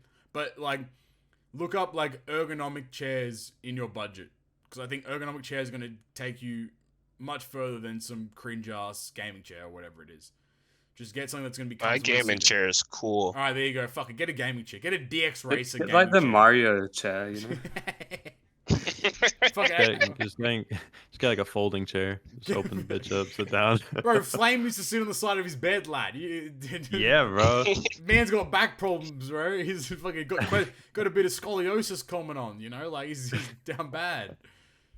No, your gaming chair has to have, like, your OPTC profile picture. Yes! That's like your back will be good. Yeah. Let's go. When's the Toadskii gaming chair merch coming out? Bro, yeah, it's Can you get a picture of Yoshi on the back? Dude, Yoshi on the front, gems on the back. Let's go, dude. I'm in. Business on the front, party in the back. Yoshi on the back, man. He's partying all the time. All right, but yes, get yourself an ergonomic chair because they're always going to be the best possible chairs you get. Final question from Cody, as per usual. This guy never Cody lets from up. Canada. Let's go. Cody from Canada, aka that's a word, aka Peanut Butter Burger Boy. He asks, "Hey guys, as always, thank you for the work that you do. The way I described garlic fingers would be more like a garlic pizza with a donair sauce for dipping rather than garlic breadsticks. And I must admit, I haven't tried peanut butter on the fingers prior to the last step. But when the boys call me out, I need to step up, lol. I have since tried it, and while it's not bad, I wouldn't do it regularly because the fingers already have a sauce that just kind of hits right. A couple skill testing questions for you all this week. Are each of your righties or lefties? Personally, I'm a left-handed and find that most products are made for right-handed people. What piece of content or thing in general would you say is your greatest accomplishment? And to cap it off with a foodie question, say you're going out to a pub, you're buying a couple of beers if you drink. What is being ordered for food? Are you all nacho guys, wings, fries, dips and chip? Thanks as always, guys. The show is a real bright spot every other week. Your boy Cody in Canada. Once again, smash out of the park, Cody. You know what? Salute to Cody for actually trying the peanut butter on the garlic fingers, man. Gotta respect that. But, I wouldn't expect that. I mean, they still sound tasty if it's like a garlic pizza kind of thing. Like, either way, they sound delicious regardless. So, I'm down. I mean, I'd probably agree with you. I don't want to put peanut butter on my anywhere near garlic. So, I'm good there. No, Alright, thank you. First question. Are you guys right-handed or left-handed? I am right-handed. Right-handed.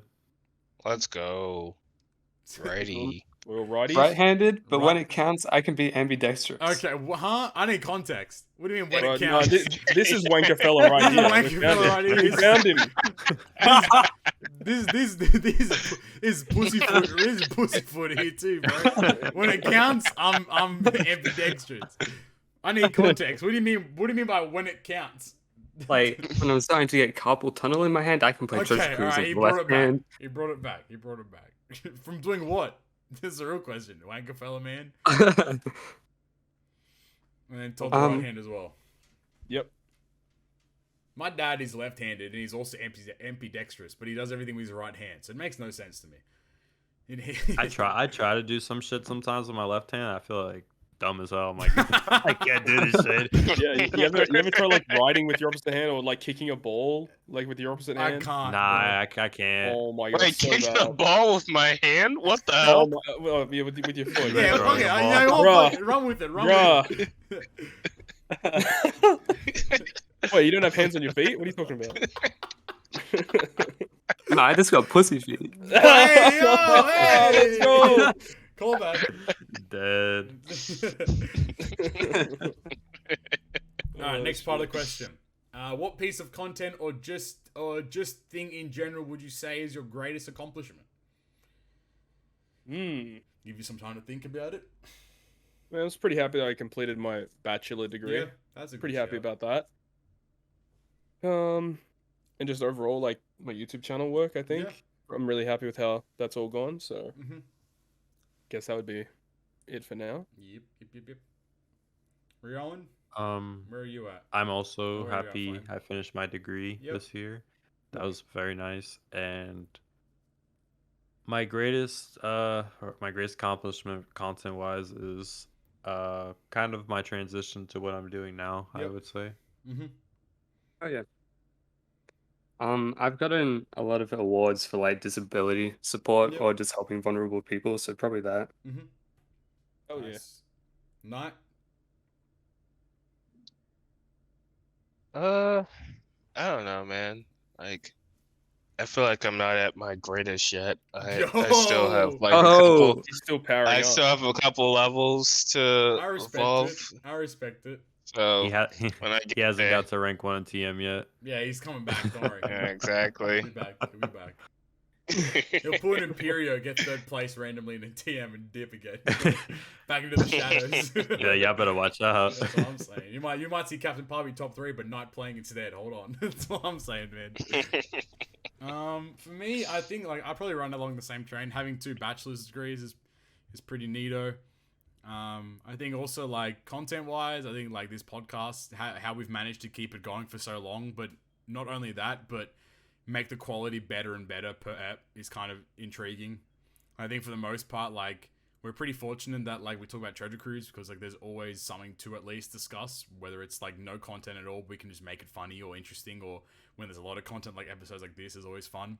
Then I guess like on the side of podcasting, like being able to talk to like I talked to a person from Google, a while back, and that was a really unique experience. And then that opened up the door for me to hold a podcasting seminar, which I was very underqualified to do. But in comparison to the people that were in the audience, I seemed like a very successful podcaster. But just having the opportunity to like do all that kind of stuff has always been, a really unique experience nonetheless. Oh yeah. All right, foodie question. What are you guys ordering at the pub when you're going? You and the boys heading down to the pub, getting a couple bevies. What are we ordering? Us Never Aussies go are wrong with different some though. churros. Us we are a Aussies are bit different though. You get me a fucking chicken palmy, lad. Call it a day. Wrap it up. That's what I'm saying. Ooh. Chicken palmy is the way to go for sure. But if we're buying stuff for like a table of people, I mean, fries always go down pretty good. Fries always go down. Easy. That's free. Any Vegemite? No. Fuck that. Is it fairy bread for the table? Fairy bread for the table. Let's go. I usually sometimes I get like pizzas if the pub has like pizzas, like Oh yeah. like pizzas for the table is always always goes down really well. I don't fuck with True, yeah. nachos like at a pub. I don't know. They're not a great sharing food, I feel. Yeah, I agree. Night Flame, where are you guys at? Going down with the boys, get a couple drinks. What are you guys ordering? I'm a wings person. Wings guy. Hell Yes, yeah. sir. Yeah. I fly away too. I'll fly away. I dude. would- Shut up. I'd probably get honey barbecue and Parmesan and garlic wings. You getting boneless or bone-in wings? I like both, but I usually get boneless. That's a So good you're getting question. chicken nuggets. You get chicken nuggets. That's a Chicken good- nuggets. That's a good question. You guys boneless or bone-in wings people? If I'm having wings, I'm having the bones, to be honest. I mean, I get Yeah. it. I get boneless, but like, bruh, it's not a chicken wing. It's chicken nugget. No, that's just my opinion. No, I agree. The only reason I don't like getting bones sometimes is because it be getting like way too messy. Like if I'm like somewhere where like I don't want to like do all that, just get boneless. Oh yeah. I get what you mean. Bro, I have a tech. I can eat a wing in like a second. Like there's like a way that there's like a place you hold the bone, like like the wing that has like the two bones. Obviously, it's like you hold it from one side and you just like you grip, and then you fucking wank a fella. You just like rotate it, just, like blitz it. So then what you do is like you then put the wing in your mouth and you like where your fingers are, like you grip it with your teeth and then you just pull the bone out. Pause on that, and then the whole wing comes off. Secret tech right there. Shit. Next time I eat wings, I'll record it and post it on Twitter. You can actually see the, That'd be great. you guys can see the wing tech. Secret. I got flight. this for you, Papi. Look. Oh god, what's he sent? Oh, he found it. The Pussyfoot Maneuver episode. I told you. It's actually called the Pussyfoot Maneuver. Otter was in his bag with that name. I'll tell you what. All right. Well, that about wraps us up though from episode GGP. That was a long episode as per usual. Lots of content. We are getting into the nitty gritty of the year. We're getting close to the final episode of the year. We haven't really confirmed a date yet for the final episode of 2021, but when we do, we will post it on Twitter and we'll post it on our YouTube community tab just to let everyone know. But as per usual, first things first, Ryoiin, thank you for joining us for another episode of the GGP podcast. Yeah, this is your time in the spotlight. If you have anything to say, anything you want to shout out, any kind of social media, blah blah blah blah, now's your chance to do so. Well, thank you for having me. Just go check out my socials. It's all at Ryoiin, just everywhere. Otherwise, just sub to the podcast, help these guys out. Let's go. All of Ryoiin's socials will be down in the description below, where you can also find our Linktree link. That is linktr.ee/GooglePerfect. There you can find, again, all of our social media platforms. The main ones being Twitter. So twitter.com/GGP podcast, at GGP podcast as well on that platform there. YouTube, road to 2.5k subs. We're always going to have small goals in mind, but road to 2.5k. So make sure if you haven't subscribed yet, you do so. And if you enjoyed the episode, and I'm sure you did, if you got to this point, you hit a like as well. And then you can also find us on Anchor. That is anchor.fm/GooglePerfect, where you can find all of the audio streams of the podcast, that being Spotify, Apple Podcasts, and Google Podcasts, just to name a few. As per usual as well, you can find all of the social media links to all the hosts down below. That being myself, you have Flamevious, you have Nitemare JP, and you have Toadskii as well. But without further ado, gentlemen, I've been Captain Papi, Ryoiin, Knight, Flame, and Todd. Thank you all for listening to another episode. Till next time. Peace. Bye. Bye. Bye.